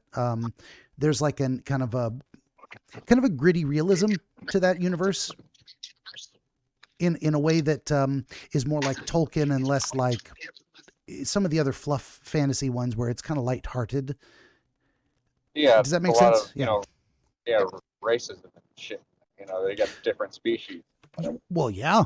Species that don't get along. And like I said, a gritty realism, because there's a lot of fantasy worlds where everything is very, it's pretty copacetic. What am I trying to say? There's not a lot of tragedy in a comedy. I mean, that's the basic different dichotomy of storytelling, and it sounds like even though I would say The Witcher and Lord of the Rings are both comedies, actually, in a pure dichotomy. The hero prevails and lives and overcomes the evil. That's a comedy, classically. And a tragedy is basically where the hero fails or dies. That's like the broad. But now I also think of a tragedy as sad or dark, or grim dark is the way like Warhammer 40K has been described. It's in a universe that's just constantly a war. There's tremendous suffering everywhere. And you don't put that in, say, kids shows. You don't put that in a rom-com. That's the wrong tone. So, so so in a way, you're not wrong to say, wow, what events have I gone through recently in my life where, or around that time period in my life where it would reach the level of a potential tragedy, where I would need to imagine it in this Witcher form. Well, I wouldn't say it was exactly the Witcher universe, but that's the closest thing that I can draw a similarity to Sure. in the way the world looked in the dream. Yeah, and I think in essence that means it was, but not. But you're right. In that sense, you're like the closest thing I can imagine is it's similar to that universe. Yeah. In feeling, and you actually showed yourself a visual representation of, say, I think you called it Loch Muin. Yeah, Loch Muin. Yeah. So you actually did set it in one of those physical environments. And maybe this could be, if we follow that train of thought for just a moment. Have you been playing that game recently, or was that a while ago? No. That was like well over 4 years ago. That was, or even 5 or 6. Sure. But it seems like it made enough of an impression that, like, after you woke up from the dream, you're able to go, oh, that was part of that game. I remember that location. Well, it wasn't exactly Loch Muin. It was just the floor and kind of the little tidbits of the area looked like it. Sure. Because, I mean, if I say checker floor, you're gonna think of something completely different. But if I say Loch Muin, you're gonna know exactly what I mean by that kind of checkered floor. Gotcha. Yeah, fair enough. And then, but let's see, doing the counterfactual, so to speak. It wasn't a checkered chessboard in Wonderland. It wasn't the checkered floor of a hospital waiting room. I mean, there was, you did set it in that so there was something about the way that game made you feel at the time you were playing it, or the theme of the game in general is something that's like, imagine you're within a universe that is similar enough that you would find a representation of physically, visually in in that sense, similar. Oh yeah, like kind of like dark and grim, that's what I mean. Yeah, exactly. More along the tragic line of something that feels more important, like a comedy. Things being light-hearted. Light means the opposite of heavy-hearted. And we think of things as like, because like what is it? There's a vigorousness that goes along with our laughter.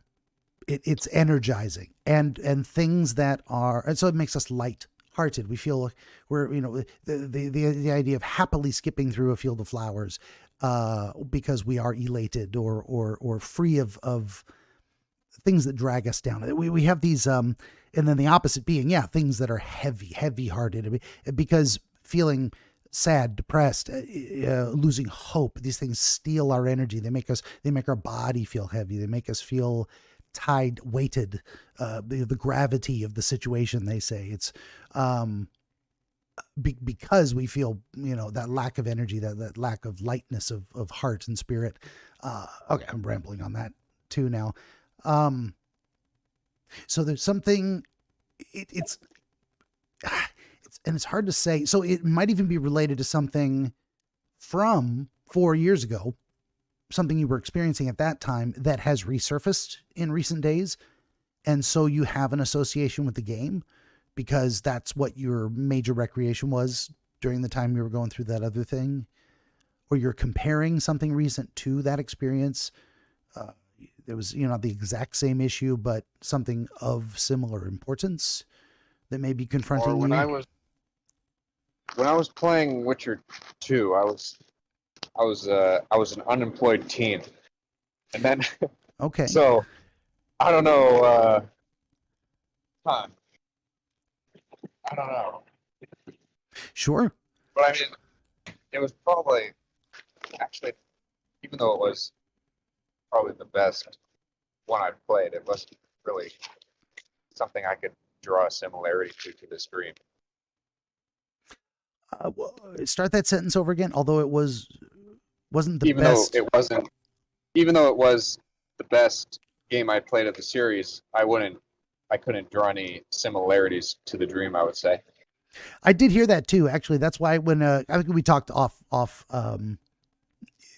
before we started recording, the idea that I didn't mind Witcher 2 spoilers. I'm not gonna do. I couldn't make it through one. I played like 25% of the game, and the idea of the combat system, the way it was, the way you had to. That sucks in the first one. Most people didn't like, and then they said actually it got better in 2, and the story was actually better in 2, is what a lot of people said as well. So I was trying to get to that one. I like to be, if I'm going to play part 3, I'm going to try and play part 1 and 2 and then get around to part 3. I like that completionist, as much as I'm not a, what do you call it? Achievement chasing completionist. I am never going to play a game for 100 hours to find all the tiny hidden statues. Fuck that. I could not care less. Yeah. But if there's a part 3 to a story, I want to know part 1 and 2. And I tried playing it. And then eventually it wasn't until about a year ago, I got around to playing Witcher 3. And by that time I was just like, I'm just going to play 3. I'm just going to enjoy it and know nothing and go in blind and just enjoy the story and not worry about it. And it was a good experience. So I don't mind that at all. All of that to say, the idea that when I asked you about the game and what was going on in your life at the time, what came to mind was unemployed teenager. So that is a particular experience of the world, and there's unique conflicts to that state of mind at the time, which you may be hearkening back to by putting this, whatever conflict you're trying to look at from outside the fishbowl in this dream sense, may be related to what it was like at that time in your life when you were playing that particular game. Now, if I phrase it that way, does anything come to mind today? Is it some related thought process or recurrent question? Well, I'm always worried about getting laid off from my job, but it's kind of like, isn't anyone, especially in today. Sure. And you know what it is let's say some people think in terms of their dreams that something has to be uniquely profound to the human condition in order for it to be a significant factor in their dreams. And that just isn't the case. It doesn't have to be new or unique or interesting to anyone but you. And it very well could have been this particular dream came back because of a concern for the stability of your employment. And that's not even unique to you, let alone the human condition. Like, you worry about that all the time, but for some reason you revisited it in this form on that particular night for whatever reason. And it could have been something as simple as you had an interaction with someone at work and you weren't sure you represented yourself well, and you were worried they had a negative impression of you, even though they didn't. They didn't give it a second thought. You did. Whether or not it actually, you know what I'm saying? I don't know if any of that makes sense in terms of, did you go through any experiences a couple weeks ago when the dream happened that might have left you with, driving home from work with the impression of, man, I fucked up today, or at least I feel like I did. I feel like I could have done better in a sense of representing myself while putting in more effort. And now I'm worried, that if I do that again, I'll put myself at risk. Well, I could have actually.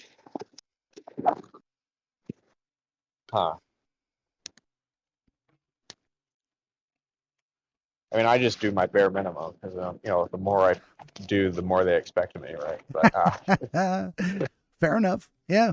And there's some, but yeah, it's like, say what you're going to say. I'm still thinking. No, it's okay. That's why I ramble, is to give people a chance to see if anything I'm saying makes sense to them, or if it suddenly inspires some thought. I'm trying to be the magic in the gap between the pyramid of knowledge and the flame of enlightenment. But the flame still has to appear in your head. I can't really, I can't give that to you. But what I was aiming for is, sometimes it's the most mundane of things that strike us as important because of what we're going through or our particular emotional state. And what's a good way of describing that? The idea of, on any other day, it wouldn't make me cry, but on that day, I saw that movie and I was already feeling kind of down and I had some tears. Now, did the movie cause the tears? Sort of. It was more like you went into the experience with already in a particular state of mind, and that was the result of the combination of those two events. State of mind plus movie equals tears. And that's the first example that came to mind, but that it involved. So it's like I may have experienced something 100 times, and the 101st time I have a different emotional reaction because of my pre-existing emotional state. Or I may have never considered something. I may have done the same behavior over and over again. Suddenly today I see it differently. Now it feels different. Now I have questions I didn't have before. That happens to people all the time, and it can be very mundane. So all of this to say, you may have had an interaction with, say, a particular coworker over and over and over again, and it's always been fantastic. And just one day you came in a little less sure of yourself and had the same interaction, and you're not sure it went well. Even though it didn't occur any differently than it usually does, it felt different. And that feeling was actually just inside your head, but that doesn't mean it wasn't real, and that doesn't mean you wouldn't worry about it later. All of that to say, anything like that might have occurred in your life, and it doesn't have to be work related. It could have been any relationship or interaction or choice. Well,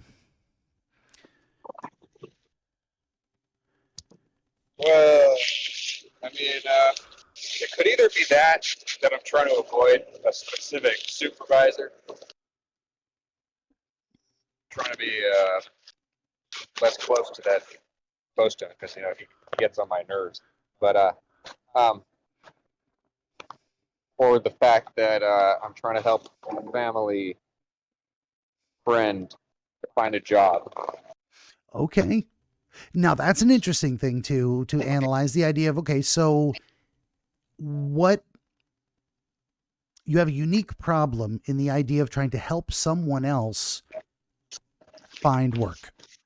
And that unique problem is you need to provide them with help of some kind. What help do you provide? That is its own unique, that's a question to be resolved. That's the, the question of action. What do I do? How do I provide effective assistance in that sense? Yeah. And, thinking back on it, do you feel like you were, what am I trying to say? Not sufficiently motivated, but do you think, are you being critical of yourself in terms of thinking I could have helped more? I could have tried harder? Whether that's true or not. I mean, is that how you felt maybe after the experience? I tried as best as I could, but I mean, it's more like I wish there was more I could do because, otherwise they're going to be homeless. Sure. And that's realistic too. You may have done everything you could. You may have brought your whole heart and soul to the fight, and you did the best you could. And still you may have felt it was not enough because maybe it didn't work, or maybe you're just critical of yourself of like, I wish I was better at this. Sometimes that happens as well. That's its own unique, result of, so if we look at that in terms of the, when you think of that scenario with that friend or family friend or acquaintance, and you think of the two people that stood out in the group that got raised on the platform, is there any connection? Are there people in your life or people in their life that look like those persons? The more dark-skinned, short-haired man and the blonde female? No. The people in the group look absolutely nothing alike. Nothing. No. I mean, they look nothing like anyone you know or that he knew. Yeah, not at all. Okay, fair enough. Not even. I would say not even similar personalities, I guess. Gotcha. That would have been an amazing coincidence if we maybe really been onto something in that regard. And it could have been, sometimes these images in our dreams of we notice people are in a group, and just to give the group of people a little additional reality, our mind fills in some of the blanks of like, well, I noticed there was a dark-skinned guy and a blonde gal. And just to say, okay, they were real people. They weren't statues. They weren't just blank, they were people. So it may not have been particular people. Just rattling that doorknob, trying to find a connection there. Where was I going with that? Just randomly generated NPCs. Basically, and that, but would you say there were people in his life or your life that were bystanders watching him struggle and did not actively engage themselves in trying to help him? That I actually wouldn't know about. You wouldn't know about that. Okay. Well, I mean, he turned to you, so he doesn't have did not have a support network. He didn't really turn to me, but I offered to help. Well, there you go. That might be the connection there in terms of, of the people in his life, of those present. You observed and your attention was drawn to a problem, and you were by your nature posed with the question, do I do something about this? How responsible do I wish to make myself, or how responsible do I innately feel to try and provide some assistance to someone who needs it? Because I've been in that situation before and it sucks. Yeah. Is that starting to feel like it might be related? I mean, are we, is there a visceral feeling of like, this is making sense, or? If I think it's related to the dream, I don't think it's a high chance, but. Fair enough. I mean, we can go a completely different direction. Maybe. Or it could, it could even not be related to anything at all. It could just be a random, what the dream wanted to conjure up that day. Well, fair enough. And yes, you're not wrong about that. But what I mean, when I say, well, it's like, I think there's always it's always connected to something. It's always some thought that we've had that we're, and who knows, it could have been, so what you'd explained earlier, and I don't know if we caught it on stream or not, or I call it streams now, but on the recording portion, you said this is, when you began to describe the dream, this is the portion that stands out to you. You didn't really focus on what happened before or after in terms of dream experience. There were events, there were other images and stuff disconnected as far as you could tell before this portion of the dream, and more after. And that's actually, as I say with my theory of how dreams work, we dream the whole night. We never stop having thoughts. We just lose connection with present focus on our thoughts in terms of immediately being aware of them. There's being awake, conscious. I can reflect on my thought process. I can observe it happening. I can, document it and describe it. And then we lose that connection with waking reality in terms of now we're just in our thought process versus consciously attentive to our thought process. It's a different, long story short, different experience. So there's always, and it's entirely possible that this dream sequence is connected to the one that came before that really doesn't stand out to you. But suddenly this one has a more intense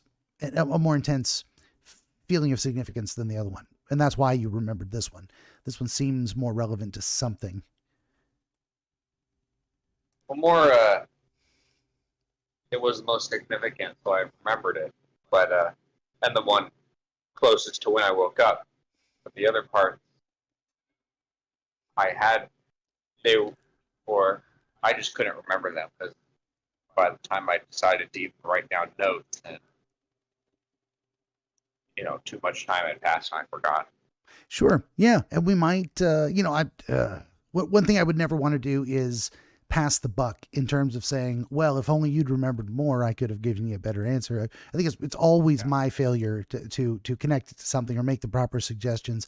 But sometimes we don't get a very clear connection to waking life. It's always amazing when we do, but sometimes it's, we can at the very least dial down a little bit into what the nature of the experience was. We can kind of describe it in more symbolic terms, but we don't always able to say, okay, now given that understanding, what direct event in life is it specifically connected to? We don't always get there. I like it when we do, and maybe I need to put less emphasis on that, but it definitely feels like we got some interesting sequence of events that goes from presence in a kind of tragic circumstance, in a way connected to the Witcher world being more of a tragedy, grimdark type of universe.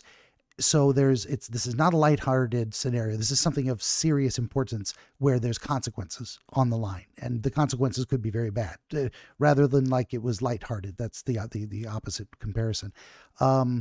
You're put into this process of your presence in the environment, your attention in a way that others present are not, that puts you into a conflict that doesn't exactly resolve as much as it ends, or the resolution occurs due to a lapse of time rather than an active decision, a decisive victory by one side or the other. It's more like like a boxing match where they're tied and nobody gets knocked out, and it's just round 5 and it's over, or I don't even know how many rounds there are.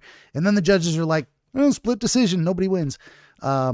But the match is over one way or another. And the consequence of that seems to be this statue, which had originally attracted your attention. The attention to the statue is what separated you from the group that got capped. We didn't really talk much about what the lightning might mean, or the marble might mean, which may mean nothing. But I'm running out of time. But the consequence then afflicts the very thing that captured your attention. I don't know that I was going somewhere with that, or I just wanted to sum it up for you, but any thoughts on that?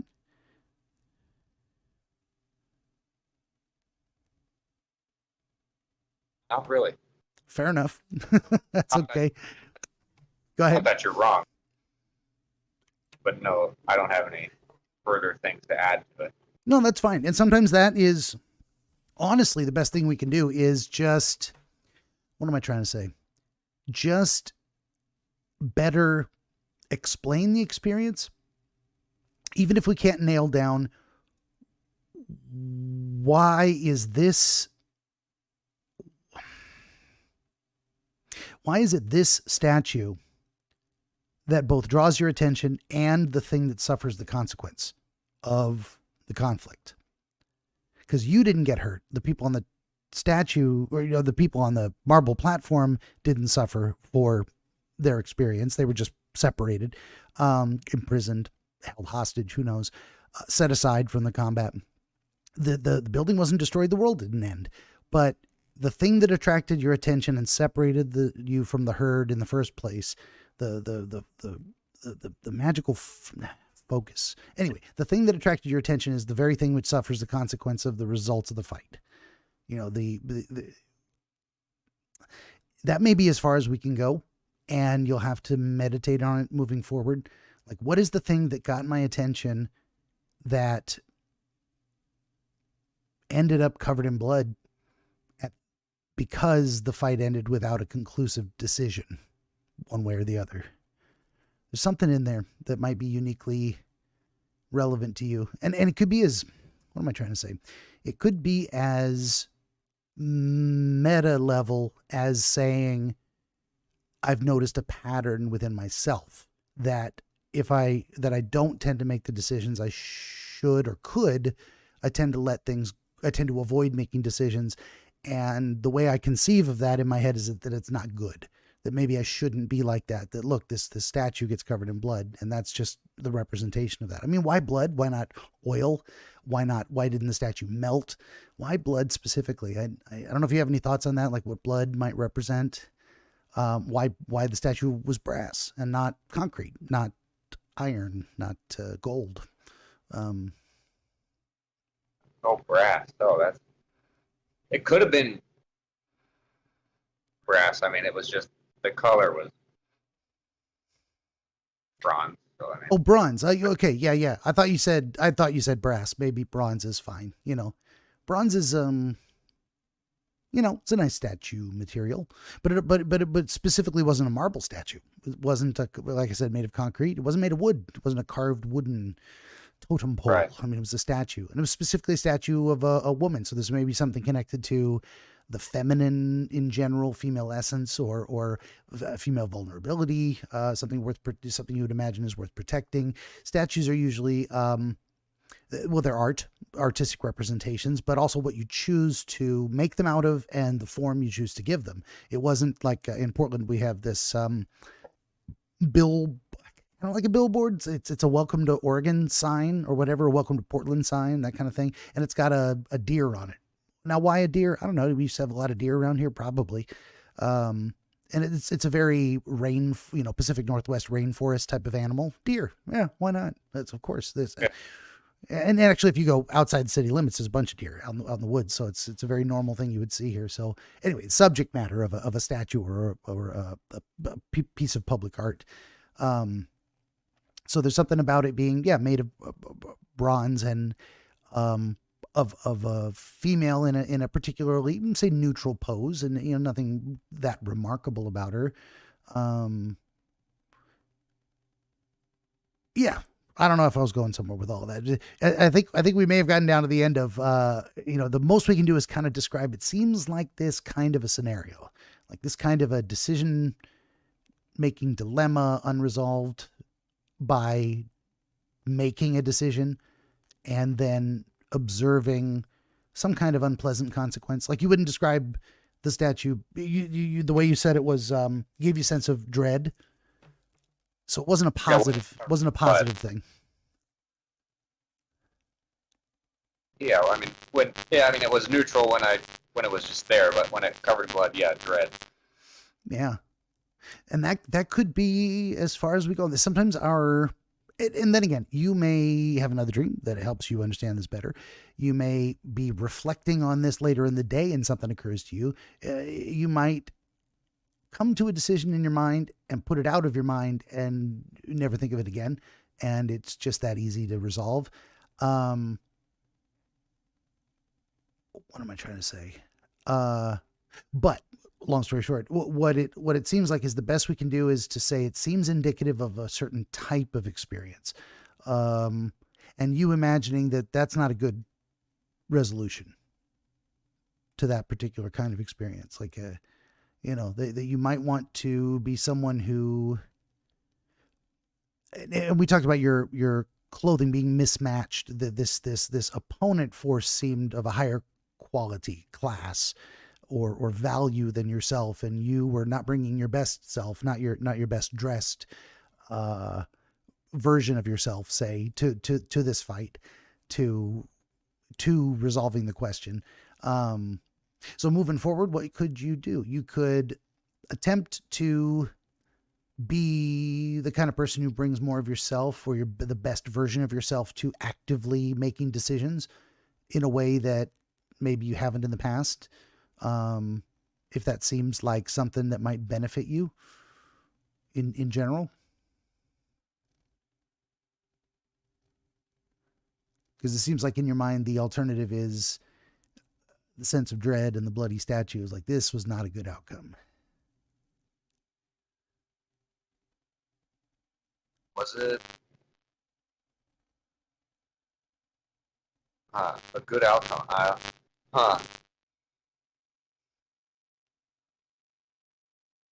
But did you say was it or was it not?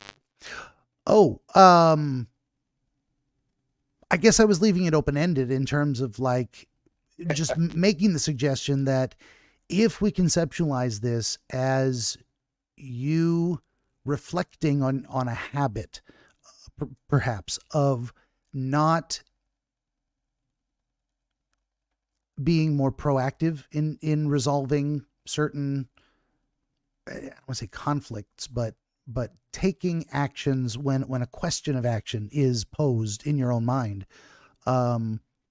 What it seems like you're imagining is, when I don't cause an outcome to occur, sometimes, or maybe regularly, the outcome is less than optimal.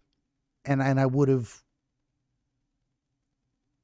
obtained a different result if I had invested more time, energy, if I'd been more actively engaged in resolving the problem. Right. Do you feel like that speaks to? I can see that for the most part. Okay. Yeah, and that may be all it is. You may have just wanted to show yourself that particular kind of concept, and you may return to it in the future. It's how do we know we've done everything we can? Sometimes it's very obvious. Sometimes you let's say there's a house fire and there's people trapped, and you run in and you grab 2 kids and you run out, but you collapse due to smoke inhalation. You saved 2 kids, but there were more inside. You couldn't get them all. You did literally everything you could. You may feel terrible about it, but Right. physically you passed out, and the passing out was as a result of the doing what you could to help the people you did. And then even if we blame ourselves literally physically, there was nothing else. You tried as hard as you could, and you were overcome by a lack of physical ability. So be it. There's other circumstances where we could have tried harder, and in less dire circumstances, but we still feel a little guilty about that. We're like, I didn't do what I could have, and maybe I should have. And we feel, and it's that feeling of guilt that actually spurs us to question ourselves. But still, how do we be reasonable with ourselves? How do we say, it is by this particular standard that I know I have done everything I can?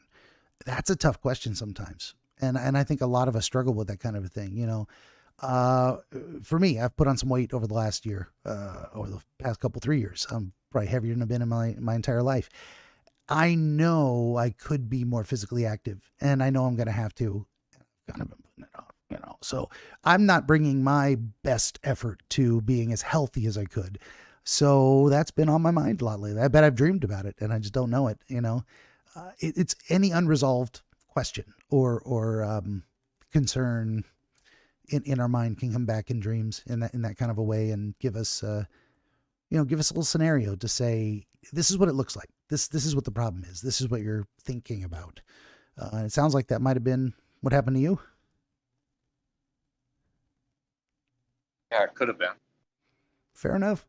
I mean, sometimes go ahead. I'm not disagreeing. Yeah. I think, this has happened to us in some of our past interactions, in terms of like, I just throw some things out there and you don't have an answer, and I can't provide you with one, and that's okay. I think that's fine. That's I should probably get more used to that in dealing with other people. Like, sometimes we don't get a good answer, or at least the best answer we can get is, it seems like this kind of a thought process. And sometimes that's enough. Sometimes just clarifying, okay, what the hell was I thinking? Why? I mean, the answer is just in what caused this experience. What does this experience represent? And it may not always be connected to a specific event, and that's fine too. So, do you feel satisfied with the discussion? Are there any elements that you think we've left out that we should take a harder look at? Not really. I mean, the girl did some talking to me, but there was no. Oh, I don't remember words, and gotcha. It didn't contribute to the plot in any change, I'd say. So I mean, it wouldn't be any. Okay. But yeah. Yeah, unless you could specifically recall exact words that were said, then all we could go with the idea of is that all we could do is go with the idea that whatever this opponent position was, the thing you were torn between, the thing you were wrestling with, the action of the conflict in your own mind, it was attempting to communicate with you. It had a point of view. It was speaking to you. It had something to say, and we don't even have to know what it is. And that's very common too. when we're torn about something, when we're considering a question, it's because we don't have an immediate answer, and both sides have things to say in their own defense, so to speak. There's reasons why we'd be torn. Well, this is true, but this is also true. And those truths speak to us. So sometimes when we're conflicted, it's because both things are true, and we don't know which one is more true or which one is the better truth, even if they're both true. So yeah, very often ideas advocate for themselves by the nature of how good or true or necessary they are. So the idea that the other side of the conflict would be speaking to you, would have things to say about itself, about the circumstances, seems pretty reasonable. Yeah. Yeah. Well, it's coming up on 4:00 and I got to get ready for my next stream. I've been playing Pal World lately. Have you played that? Coworkers are talking about it, but I don't play, not really into Pokemon. And you know what? It's not Pokemon, but it is. That's the thing. And people are wondering if they're going to get sued. You know, it's basically you capture cute little cartoon animal looking things in a fantasy setting by throwing a little blue ball at them, and then you can make them fight with you as pets or put them to work in your base. And there's a whole crafting and construction element to it. Anyway, this is the first time I've played a game that is brand new and currently popular. So I'm hoping to, drum up a little. Also, I'm curious about it.